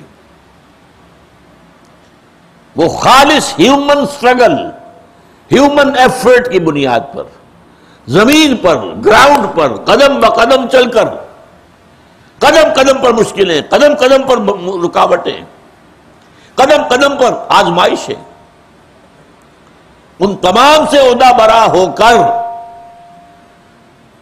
گویا کہ انسانی سطح پر جد و جہد کر کے نظام قائم کیا۔ سیرت کے پڑھنے والے جانتے ہیں معجزات کا دخل نہ ہونے کے برابر، یہ میں نہیں کہتا بالکل نہیں ہے، نہ ہونے کے برابر ہے۔ غار ثور میں اللہ نے بچایا ہے کبوتری کے انڈوں سے اور مکڑی کے جالے سے، یہ اللہ کی مدد تھی۔ لیکن آپ کو معلوم ہے بنی اسرائیل کو بھوک لگی، کھانے کو کچھ نہیں تھا، من و سلوہ نازل ہو گیا۔ غزوہ تبوک میں انتہائی بھوک کا عالم، فاقے۔ غزوہ احزاب میں پیٹوں پر پتھر بندھے ہوئے، فاقے سے کمر دوہری ہو رہی ہے، کوئی من و سلوہ نازل نہیں ہوا۔ جھیلو، برداشت کرو، تحمل سے، برداشت سے، صبر سے، ایثار سے، مساورت سے، مقاومت سے، استقلال سے، استقامت سے، کیا کامیابی حاصل کرو ان سے۔ کوئی من و سلوہ نازل ہوا؟ جب سفر کر رہا تھا بنی اسرائیل کا قافلہ صحرائے سینا میں، اوپر ایک ابر کا سائبان ساتھ ساتھ چل رہا ہے۔ کیا غزوہ تبوک میں حضور کے سفر پر تھا؟ معجزات کا اس کے عمل دخل نہ ہونے کے برابر ہے۔ سارا ہیومن سٹرگل، ہیومن سفرنگ، کیسے کیسے مرحلے آئے ہیں، اس پر مجھے ذرا تفصیلی گفتگو تو پرسوں شام کو کرنی ہے۔ لیکن یہ کہ جس نے بھی سیرت کا مطالعہ کیا، بدقسمتی ہماری کیا ہے، عید میلاد النبی بھی منائیں گے، حالانکہ عید میلاد النبی نام کی کوئی عید اسلام میں نہیں ہے۔ عیدیں دو ہی ہیں، عید الفطر ہے، عید الاضحیٰ ہے۔ اور ہمیں خود یاد ہے بچپن کے اندر کسی عید کا نام نہیں سنا تھا ہم نے۔ اور یہ بھی نوٹ کر لیجئے 12 ربیع الاول حضور کا یوم پیدائش نہیں ہے، یہ آپ کا یوم وفات ہے۔ ہمارے بچپن میں ہم یوم وفات مناتے تھے، 12 وفات، 12 وفات، اور کیا کرتے تھے اس میں کھانا پکا کے غریبوں کو کھلا دیا، بس۔ کوئی عید، کوئی ڈھمکے، کوئی ڈھول، کوئی آتش بازیاں، کچھ۔ لیکن وہاں تقریریں بھی ہوتی ہیں تو حضور کا حسن، حضور کی زلفیں، حضور کی آنکھوں کا حسن، حضور کی کملی کا معاملہ، حضور کا سایہ نہیں تھا، وغیرہ وغیرہ۔ وہ سیرت کوئی نہیں سناتا۔ دیکھیے ایک شعر ہے جو میرے نزدیک 100% صحیح ہے، حسن یوسف دم عیسیٰ ید بیضا داری، آنچ خوما حمد دارن تو طلحہ داری۔ اے محمد صلی اللہ علیہ وسلم، آپ کو اللہ نے حضرت یوسف والا حسن بھی دیا، حضرت موسیٰ علیہ السلام کے عصا میں جو تاثیر تھی وہ بھی دی، حضرت مسیح کے پھونک مارنے میں جو تاثیر تھی وہ بھی دی۔ تو تمام جتنے بڑے لوگ ہیں انہیں جو محاسن عطا ہوئے آپ کو سارے عطا ہوئے، ٹھیک، یقیناً کوئی شک نہیں، لیکن آپ فرماتے ہیں تمام نبیوں اور رسولوں نے جو تکلیفیں برداشت کی میں نے وہ ساری کی ساری برداشت کی۔ یہ کوئی سنائے گا آپ کو؟ نہ اسٹرگل کی دعوت ہے، نہ اس کی جد و جہد ہے، نہ اس کا ذکر ہے۔ کیا کچھ بیتی ہے حضور پر آپ سوچئے، طائف کا منظر،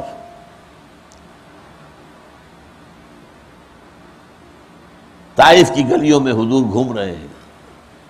سب سے پہلے تو آپ گئے تھے مکے سے مایوس ہو کر، 10واں سال تھا آپ کی وحی کے آغاز کے بعد، بمشکل 100 آدمی ملے تھے، ان میں سے بھی کچھ جو ہیں حبشہ چلے گئے تھے، آزمائشوں سے سخت تنگ آ کر حبشہ جا چکے تھے۔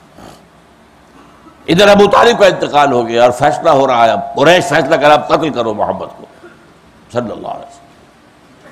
یہ بنو ہاشم کا سردار ابو طالب ان کو سپورٹ کر رہا تھا نا، وہ بھی گیا۔ آپ گئے ہیں طائف اس خیال میں کہ شاید وہاں 3 بڑے بڑے سردار ہیں، انہیں تبلیغ کروں، اگر وہ کوئی ایمان لے آئے تو میں اپنا مرکز اپنا بیس شفٹ کر دوں گا۔ تینوں نے وہ بات کی ہے، توہین اور تسلیل، نکل جاؤ یہاں سے، تمہارے سوا کوئی نہیں ملا تھا اللہ کو رسول بنانے کے لیے، مفلس اور قلاش یتیم تم ہی رہ گئے تھے اللہ کے پاس۔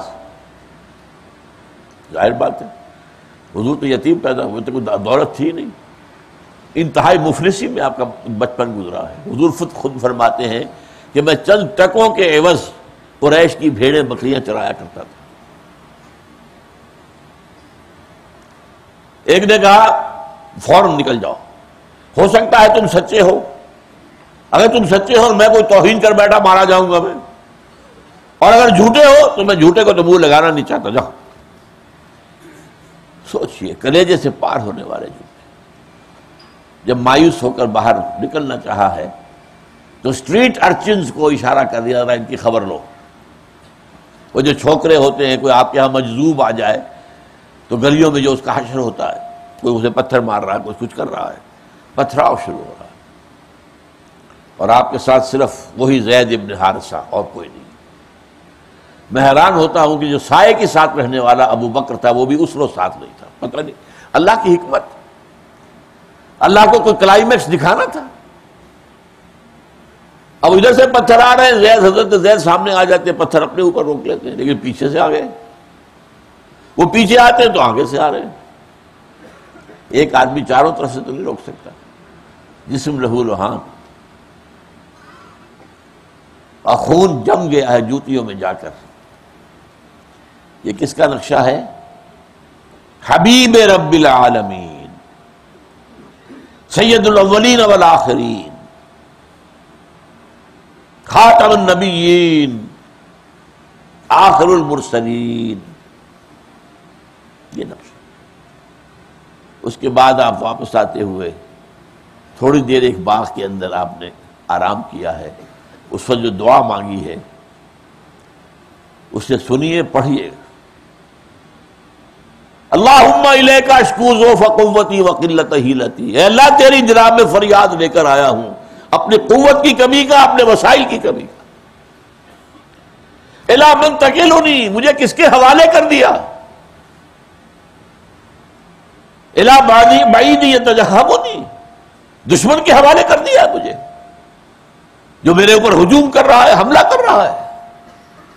اور الی عدو ملکت امری، میرا معاملہ جو ہے میں نے دشمن کے ہاتھ میں دے دیا ہے۔ یہ فریاد، یہ چیخ، لیکن پھر عبدیت غالب آتی ہے۔ ان لم یکن علی غضبک فلا ابالی، اللہ مجھے اندیشہ صرف یہ کہ کہیں تو ناراض تو نہیں ہو گیا، اگر تو ناراض نہیں ہے، تیری رضا اسی میں ہے تو مجھے کوئی پرواہ نہیں. سر تسلیم خب ہے جو مزاج یار میں آئے. کبھی یہ نقشہ آپ کو دکھایا گیا ہے؟ آپ نے تو پڑھنی نہیں ہے. سیرت النبی پر کتابیں ہیں، اب بہت ہیں. اور چند سال پہلے بہت عمدہ کتاب آئی ہے الرحیق المختوم، ایک ہندوستانی عالم نے لکھی، صفی پوری، اور اس پر انہیں ایوارڈ سعودی عرب سے ملا، پھر اس کا اردو ترجمہ ہوا.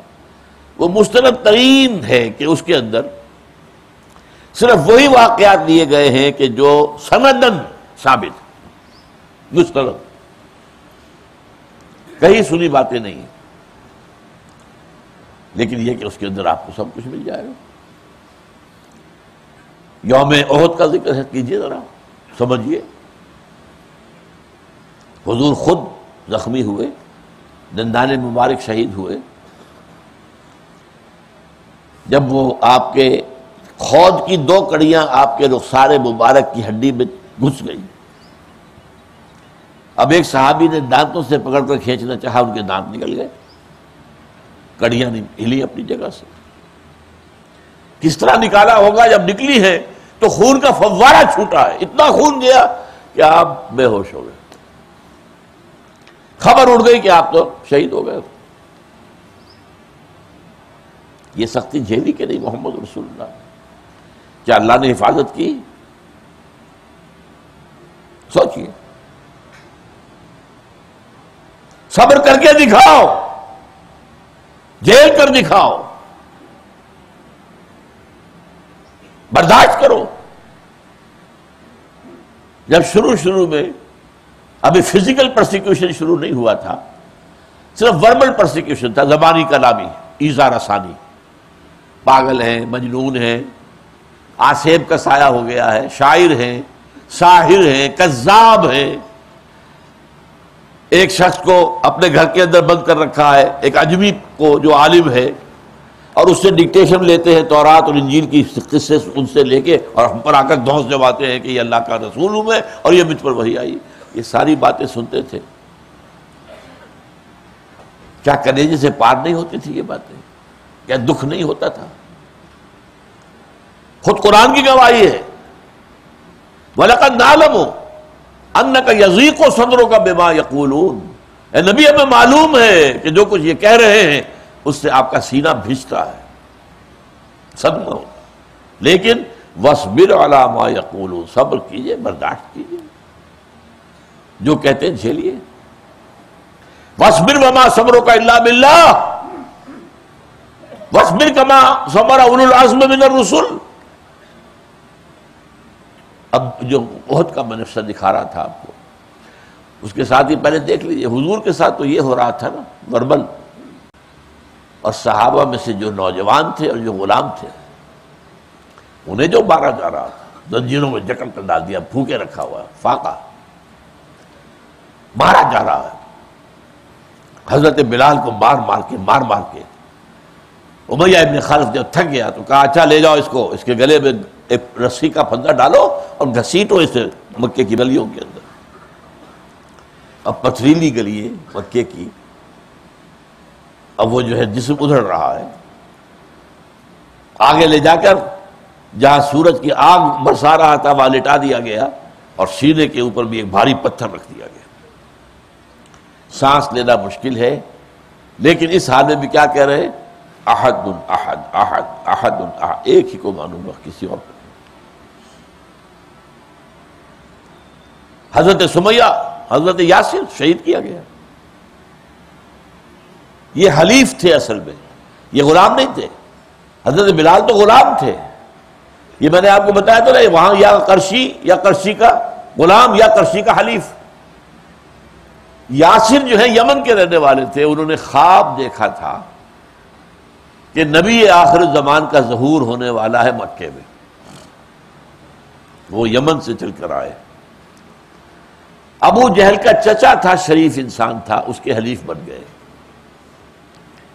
اس کی کنیز تھی حضرت سمیہ، اس کی اجازت سے ان سے شادی کر دی. اب یہ خاندان بن گیا. اللہ نے بیٹا دیا،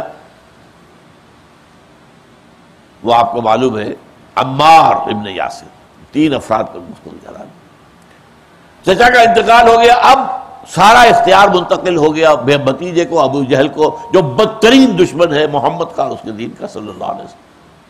اب وہ مار رہا ہے، پیٹ رہا ہے، پرسیکیوٹ کر رہا ہے، کھلے میدان میں لٹا دیا ہے، ایک ستون سے حضرت یاسر کو باندھ دیا، حضرت عمار کو باندھ دیا ہے، ان کے سامنے ماں کو برہنہ کیا ہے،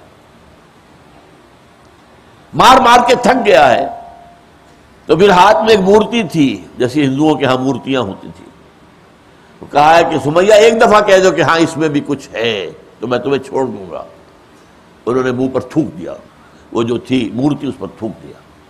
اب غصے میں آ کر جو اپنا نیزہ ہے وہ حضرت سمیہ کی شرمگاہ کے اندر مارا۔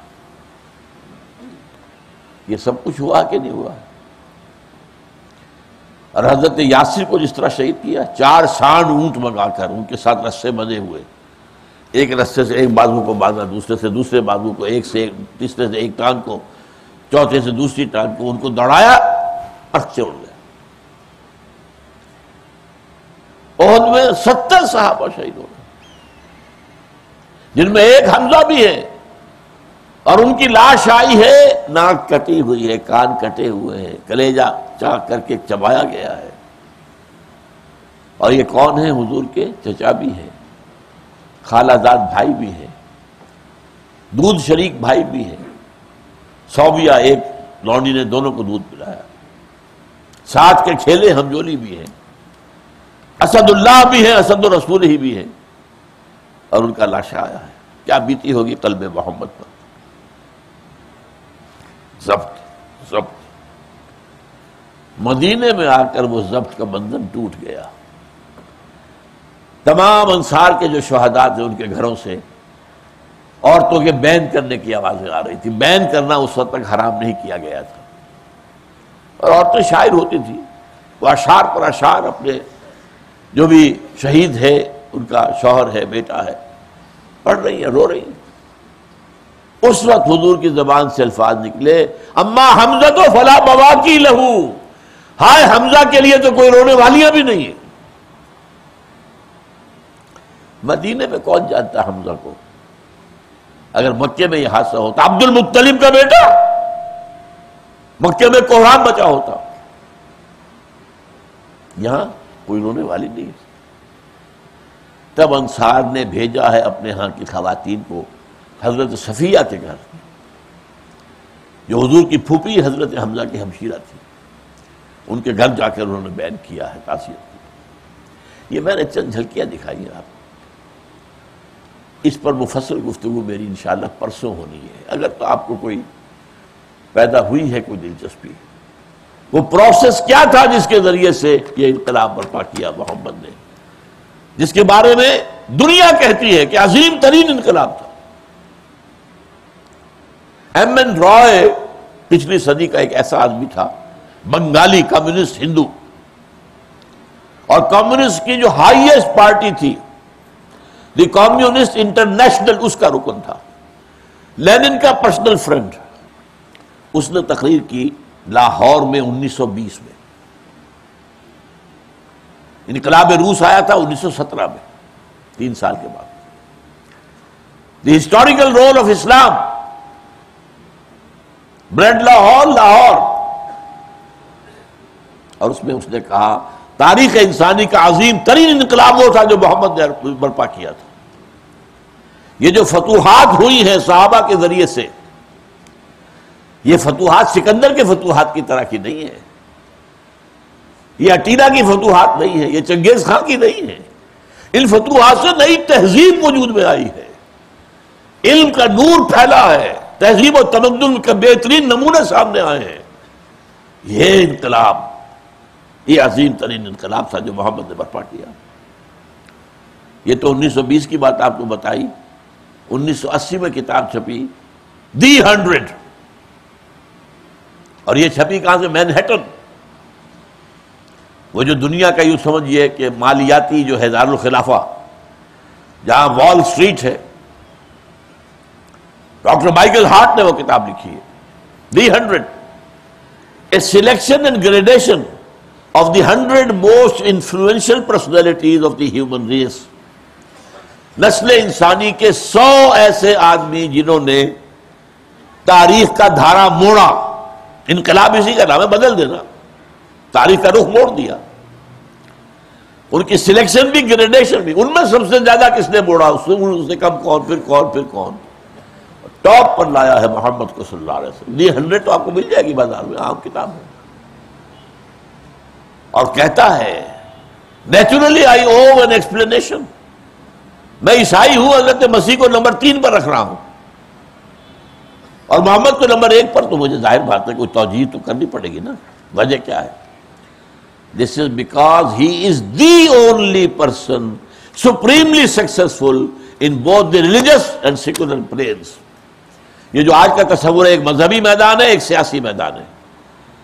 جتنے بڑے لوگ دوسرے ہیں وہ یا اس میدان میں اونچے ہیں تو ادھر کچھ نہیں، یا اس میدان میں اونچے ہیں تو ادھر کچھ نہیں. سکندر ہے، اٹیلا ہے، کوئی اور ہے، کانکرر ہے، بڑے بادشاہ ہے، تو روحانیت میں اور مذہب میں کوئی مقام نہیں ہوگا. اور گوتم بدھ ہے، حضرت مسیح ہے، بہت اونچے ہیں روحانیت کے اندر، دین میں، مذہب میں، سیاست میں زیرو ہیں. یہ ایک ہی شخص ہے انسانی تاریخ کا، نسل کا، محمد صلی اللہ علیہ وسلم، جو ان دونوں میدانوں میں بیک وقت عظمت کی انتہا پر فائز ہے. ٹوئن ٹاور سمجھ لیجئے، وہ جو گرائے گئے ہیں، 2 ٹاور جو کھڑے ہوئے تھے. ایک طرف مذہبی اعتبار سے بلند ترین شخصیت، ایک طرف سیاسی اور حکومت اور ریاستی اعتبار سے بلند ترین شخصیت. دی اونلی، اس لیے میں ضرور کہتا ہوں ایک ہی آدمی ہے، دوسرا کوئی ہے ہی نہیں. یا ادھر اونچے ہیں تو ادھر نیچے ہے، یا ادھر اونچے ہیں تو ادھر نیچے. تو یہ کام کیسے کیا؟ یہ معجزہ بغیر معجزوں کے عظیم ترین معجزہ کیسے رونما ہو گیا؟ یہ بات سمجھنے کی ہے، اس سے امید پیدا ہوتی ہے. اور یہ اصل میں حجت قائم کی ہے. دیکھیے نظام قائم کر کے دکھا دیا پوری نوع انسانی کے لیے حجت. دیکھ لو، بتاؤ یہ بہترین نظام تھا کہ نہیں؟ زیادہ سے زیادہ ہمیں کوئی کہے گا ٹھیک ہے اچھا نظام تھا، اب تم بتاؤ ہے کہیں وہ نظام؟ پدرم سلطان بود ٹھیک، تمہارا بادشاہ تو تمہارا باپ تو، تم کیا تراچے، تم کیا ہو، تم اپنی بات کرو نا، یہی کہیں گے نا. لیکن یہ ماننا پڑے گا. ایچ جی ویلز جیسا شاطم رسول، روشنی کی طرح کے اس نے حملے کیے ہیں حضور پر، آپ کی سیرت پر، آپ کی گھریلو زندگی پر. لیکن وہ آیا ہے concise history of the world کے اندر. اس چیپٹر جو ہے خطبہ حجۃ الوداع کے وہ الفاظ نوٹ کیے ہیں، لا فضل لعربی علی عجمی ولا لعجمی علی عربی ولا لاسود علی احمر ولا لاحمر علی اسود. اور پھر لکھتا ہے بہترین الفاظ، although the sermons of human freedom, fraternity and equality، یہ 3 الفاظ یاد کیجئے، انسانی حریت، اخوت اور مساوات. although the sermons of human freedom, fraternity and equality were said before also، بعض تو پہلے بھی بہت کہے گئے تھے. اور عیسائی ہے کہہ رہا ہے we find lot of such sermons in Jesus of Nazareth، مسیح ناصری علیہ الصلوۃ والسلام. ان کے ہاں بھی ہمیں واعظ تو بہت ملتے ہیں، but it must be accepted that it was Muhammad who for the first time in history established a society on these principles. یہ معاملہ ماننا پڑے گا کہ یہ محمد تھے جو انہوں نے پہلی مرتبہ تاریخ انسانیت میں ان اصولوں پر معاشرہ قائم کر کے دکھایا. ایک بات نوٹ کر لیجئے، تازہ ایڈیشن جو اس کتاب کے ہیں concise history of the world, اس میں سے یہ الفاظ نکال دیے گئے. یہ کڑوی گولی جو ہے ان ایڈیٹر، نئے ایڈیٹرز جو ہیں ان کے حلق سے نہیں اتری. لیکن مبادہ آپ سمجھیں کہ میں نے غلط بات کہی ہے، آپ کوئی پرانی لائبریریوں میں سے پرانے ایڈیشن نکال کے آپ کو مل جائے گا. اس کی 2 کتابیں ہیں، short history of the world اور دوسری ہے concise history of the world. Concise history of the world کے اندر آپ کو یہ خطبہ حجۃ الوداع کے اس حوالے کے ساتھ یہ الفاظ ملیں گے. تو حجت قائم ہو گئی. اسی کا ایک واقعہ آپ کو اور سنا دیتا ہوں میں. جس زمانے میں ریولوشن آیا ہے روس میں، حضرت شیخ الہند رحمت اللہ علیہ گئے ہیں سعودی عرب. سعودی نہیں تھا اس وقت، وہ تو حسین تھا والی مکہ، اور وہاں سے اصل میں مقصد کیا تھا کہ مدینے میں اس وقت تک گورنر ترک موجود تھا، ٹرکش، ابھی آٹومان امپائر انٹیکٹ تھی، ان کے ذریعے سے تاکہ ان سے کہے کہ آپ ادھر سے حملہ آور ہو، ہم ہندوستان کے اندر انگریز کے خلاف بغاوت کریں گے اندر سے، تاکہ انگریز سے ہماری نجات ہو جائے۔ وہ شریف حسین والی مکہ نے گرفتار کر کے پیش کر دیا، پلیٹ میں رکھ کر انگریز کے سامنے، لو یہ آپ کا باغی یہاں پہ فساد مچا رہا ہے۔ He was handed over to the Britishers، اور اس نے کہاں رکھا؟ مالٹا میں، اسیر مالٹا، ہندوستان واپس نہیں لائے ان کو۔ اقبال کے نفس سے ہے لالے کی آگ تیز، ایسے غزل سرا کو چمن سے نکال دو۔ بہرحال یہی معاملہ ہو رہا تھا مولانا عبید اللہ سندھی کے ساتھ، انہیں بھیجا گیا تھا کابل، امیر کابل سے کہو وہ حملہ آور ہو، اندر سے ہم بغاوت کریں گے، انگریز کو نکالیں۔ وہ امیر کابل کا بھی معلوم ہو گیا، عبید اللہ سندھی کو بھیجا گیا تھا وہاں، وہ سکھ تھے جو مسلمان ہوئے تھے اور جو نوجوان تھے، جاندار آدمی تھے، انہیں پتہ چلا یہ گرفتار کرنے لگے، وہ بھاگ کر روس چلے گئے، واپس تو آ نہیں سکتے، ادھر تو انگریز پکڑے گا فوراً۔ روس گئے، روس میں انقلاب ابھی تازہ آیا تھا۔ آپ کو معلوم ہے انقلاب جب آتا ہے تو کچھ عرصے تک ہر چیز جو ہے وہ ابھی طے نہیں ہوئی ہوتی، میلٹنگ پاٹ میں ہوتی، ابھی نیا نظام پوری طریقے سے جڑیں جمع نہیں چکا ہوتا، تو ابھی وہ میلٹنگ پاٹ میں تھا۔ اس نے کہا کہ میں اگر لینن سے ملاقات کر کے اسلام کا نظام اسے بتاؤں تو کیا عجب، انہوں نے بادشاہ سے نجات حاصل کر لی تو وہ ہمارا نظام اختیار کر لیں۔ لینن بستر مرگ پر تھا، اس کا نمبر 2 ٹراٹسکی تھا، لینن، وہ اسٹالن نہیں تھا، اسٹالن تو سازش کر کے جو ہے وہ مقام حاصل کیا، اور ٹراٹسکی تھا۔ لینن نے معذرت کر لی اور کہا کہ ٹراٹسکی سے بات کر لیجیے۔ ٹراٹسکی نے بڑی بات سنی، بہترین بات سنی، ہاں، اور کہا مولانا جو نظام آپ بتا رہے ہیں واقعتاً بہترین ہے، لیکن آپ نے اسے کہیں قائم کیا ہے؟ مولانا عبید اللہ سندھی کہتے ہیں اس کے بعد میری نگاہیں نیچی ہو گئی، میں اس سے آنکھیں چار نہیں کر سکتا۔ بھئی اعلیٰ نظام ہے تو قائم کرو نا، یہ اوروں میں ریوڑیاں بانٹنے آ گئے ہو، اپنے بچوں کو دو نا۔ دلیل ہے سیدھی سیدھی، یہ دلیل ختم کرنے کے لیے، کیونکہ دوبارہ یہ نظام دنیا میں آئے گا اور گلوبل ہوگا، اب تو ہر چیز گلوبل ہو رہی ہے نا، گلوبل آئے گا، کیپٹلزم گلوبلائز ہو رہا ہے، اور اس کے خلاف بھی ریزنٹمنٹ ہے، اور اس کا ٹائر پنکچر ہو چکا ہے امریکہ میں، کیپٹلزم کی ماں جو ہے اس کی ہوا نکل چکی، گلوبلائزیشن آف کیپٹلزم۔ اب انہیں اندیشہ ہے اسلام نہ آ جائے۔ یہ جو شعر کہا تھا اقبال نے آج سے 60 سال پہلے، ابلیس کی مجلس شورا میں ابلیس سے کہلوایا ہے، ابلیس کہتا ہے عصر حاضر کے تقاضاؤں سے ہے، لیکن یہ خوف ہو نہ جائے آشکارا شرع پیغمبر کہیں۔ اس کے ایک مشیر نے کہا تھا یہ جمہوریت دنیا میں آ گئی، اب شیطنت کہاں رہے گی، یہ تو اشتراکیت آ گئی، اب ہمارا نظام کہاں رہے گا۔ اس نے کہا مجھے نہ اشتراکیوں سے کوئی ڈر ہے، کب ڈرا سکتے ہیں مجھ کو اشتراکیت کوچا گرد، یہ پریشان روزگار آشفتہ مغز آشفتہ ہو، اور نہ جمہوریت سے ہے، ہم نے خود شاہی کو پہنایا ہے جمہوری لباس، جب ذرا آدم ہوا ہے خود شناس و خود نگر، تو نے کیا دیکھا نہیں مغرب کا جمہوری نظام، چہرہ روشن اندرون چنگیز سے تاریخ تر۔ This is the dictatorship of the capitalist. Billionaire ہی کوئی الیکشن لڑ سکتا ہے نا، یا بلینئرز کی مدد سے پھر ان کا اعلی کار بن جائے گا، جو ملینز آف ڈالر دیتے پھر اپنی باتیں چلوائیں گے کہ نہیں، یا آپ خود ملینئر ہو تو میدان میں آئے۔ تو وہ تو کیپٹلزم جو ہے اس وقت سرمایہ داروں کی ایک تعمریت ہے، لیکن یہ خطرہ ہے کہ اسلام دنیا میں کہیں نہ آ جائے۔ ہے اگر کوئی خطر مجھ کو تو اس امت سے ہے، یہ ابلیس کہہ رہا ہے، مسلمانوں سے مجھے خوف ہے، ان کی خاکستر میں ہے اب تک شرار آرزو۔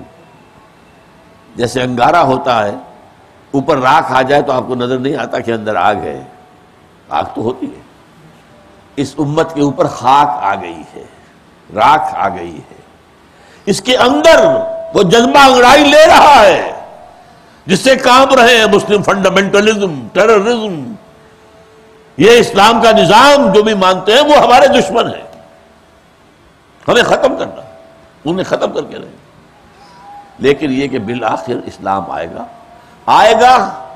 اب تو نبی بھی کوئی نہیں ہوگا، معجزے تو نبیوں کے لیے ہو سکتے تھے، بغیر معجزوں کے لانا پڑے گا نا۔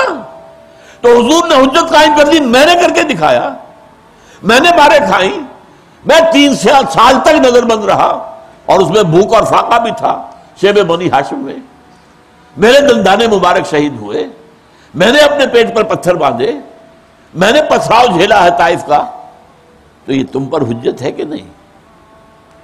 تم امتی سمجھتے ہو، اس میدان میں آنے کو تیار ہی نہیں، تم امتی نہیں ہو۔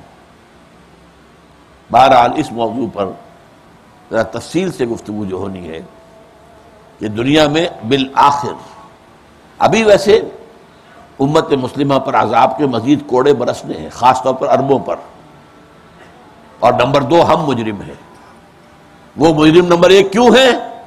انہیں اللہ نے ایک اونچا مقام دیا تھا، انہی میں سے تھے محمد صلی اللہ علیہ وسلم، یہ رتبہ بلند ملا جس کو مل گیا۔ اور نمبر 2 ان کی زبان میں اللہ کا کلام موجود ہے۔ ہمارا تو عام آدمی قرآن نہیں جان سکتا، زیادہ ناظرہ پڑھ لے گا ثواب لے لے گا، ورنہ عربی پڑھنا، گرامر رٹنا، گردانے حفظ کرنا کو آسان کام ہے۔ ان کی تو اپنی مادری زبان میں ہے، پھر بھی انہوں نے قرآن کو اپنا امام نہیں بنایا۔ ہاں دعا مانگ لیتے ختم قرآن، وَاجْعَلْهُ لَنَا إِمَامًا وَنُورًا وَهُدًى وَرَحْمَةً، سب جھوٹ، سب بکواس۔ تم چاہتے ہی نہیں ہو کہ تمہارا امام قرآن ہو، تم اس کا نظام لانے کو تیار ہی نہیں ہو، یہ منافقانہ طور پر تم دعائیں مانگتے ہو، اس لیے وہ دعائیں منہ پر ماری جاتی ہیں۔ لیکن ہونا ہے، ایک دور آئے گا ٹرمائل کا بہت سخت، ابھی بہت سخت عذاب آنا۔ نمبر 2 پر ہم ہیں مسلمانوں نے پاکستان، لیکن اس موضوع پر مجھے آج شام کو تقریر کرنی ہے، کیا حالات ہیں اس وقت دنیا کے اور خاص طور پہ پاکستان کے۔ آج شام کو مغرب کے بعد قرآن اکیڈمی میں مغرب سے عشاء تک تقریر ہوگی حالات حاضرہ پر، لیکن یہ کہ وہ انقلاب محمدی کے مراحل کیا تھے اس پر گفتگو پرسوں ہوگی، بعد نماز عشاء، مسجد فاروق اعظم بہت بڑی مسجد ہے، بہت بڑا صحن ہے اس کا، اس میں ہوگی۔ یہ کون سا بلاک ہے ناظم آباد کا؟ جی بلاک کے جو ہے نارتھ ناظم آباد کا، اس میں مسجد فاروق اعظم مین روڈ کے ساتھ ہی ہے، بالکل مین روڈ، پرسوں عشاء کے بعد۔ باقی مجھ سے کہا گیا ہے، میں تو خاص اعلان کرنے کے موڈ میں نہیں تھا، میرا جو ایک درس قرآن جو ہے دورہ ترجمہ قرآن جو چلتا رہا ہے ٹی وی وغیرہ پر، اس کو اب صفحہ کرتاس پر اتار کر چھاپا گیا ہے، اور اس کی پہلی جلد آئی ہے بیان القرآن کے نام سے، وہ 400 روپے اس کی قیمت ہے، لیکن یہاں ہماری انجمن کی طرف سے، انجمن جو سندھ کی ہے انجمن خدام القرآن، وہ 50% پر دے رہے ہیں 200 روپے میں، وہ باہر موجود ہے، جو حضرات لینا چاہیں وہ لے لیں۔ جی بس میں بعد میں پڑھ لوں گا اس کو، اب اس وقت سوال جواب کا تو وقت نہیں، اذان بھی ہو چکی ہے۔ سبحانک اللہم و بحمدک نشہد ان لا الہ الا انت نستغفرک و نتوب الیک۔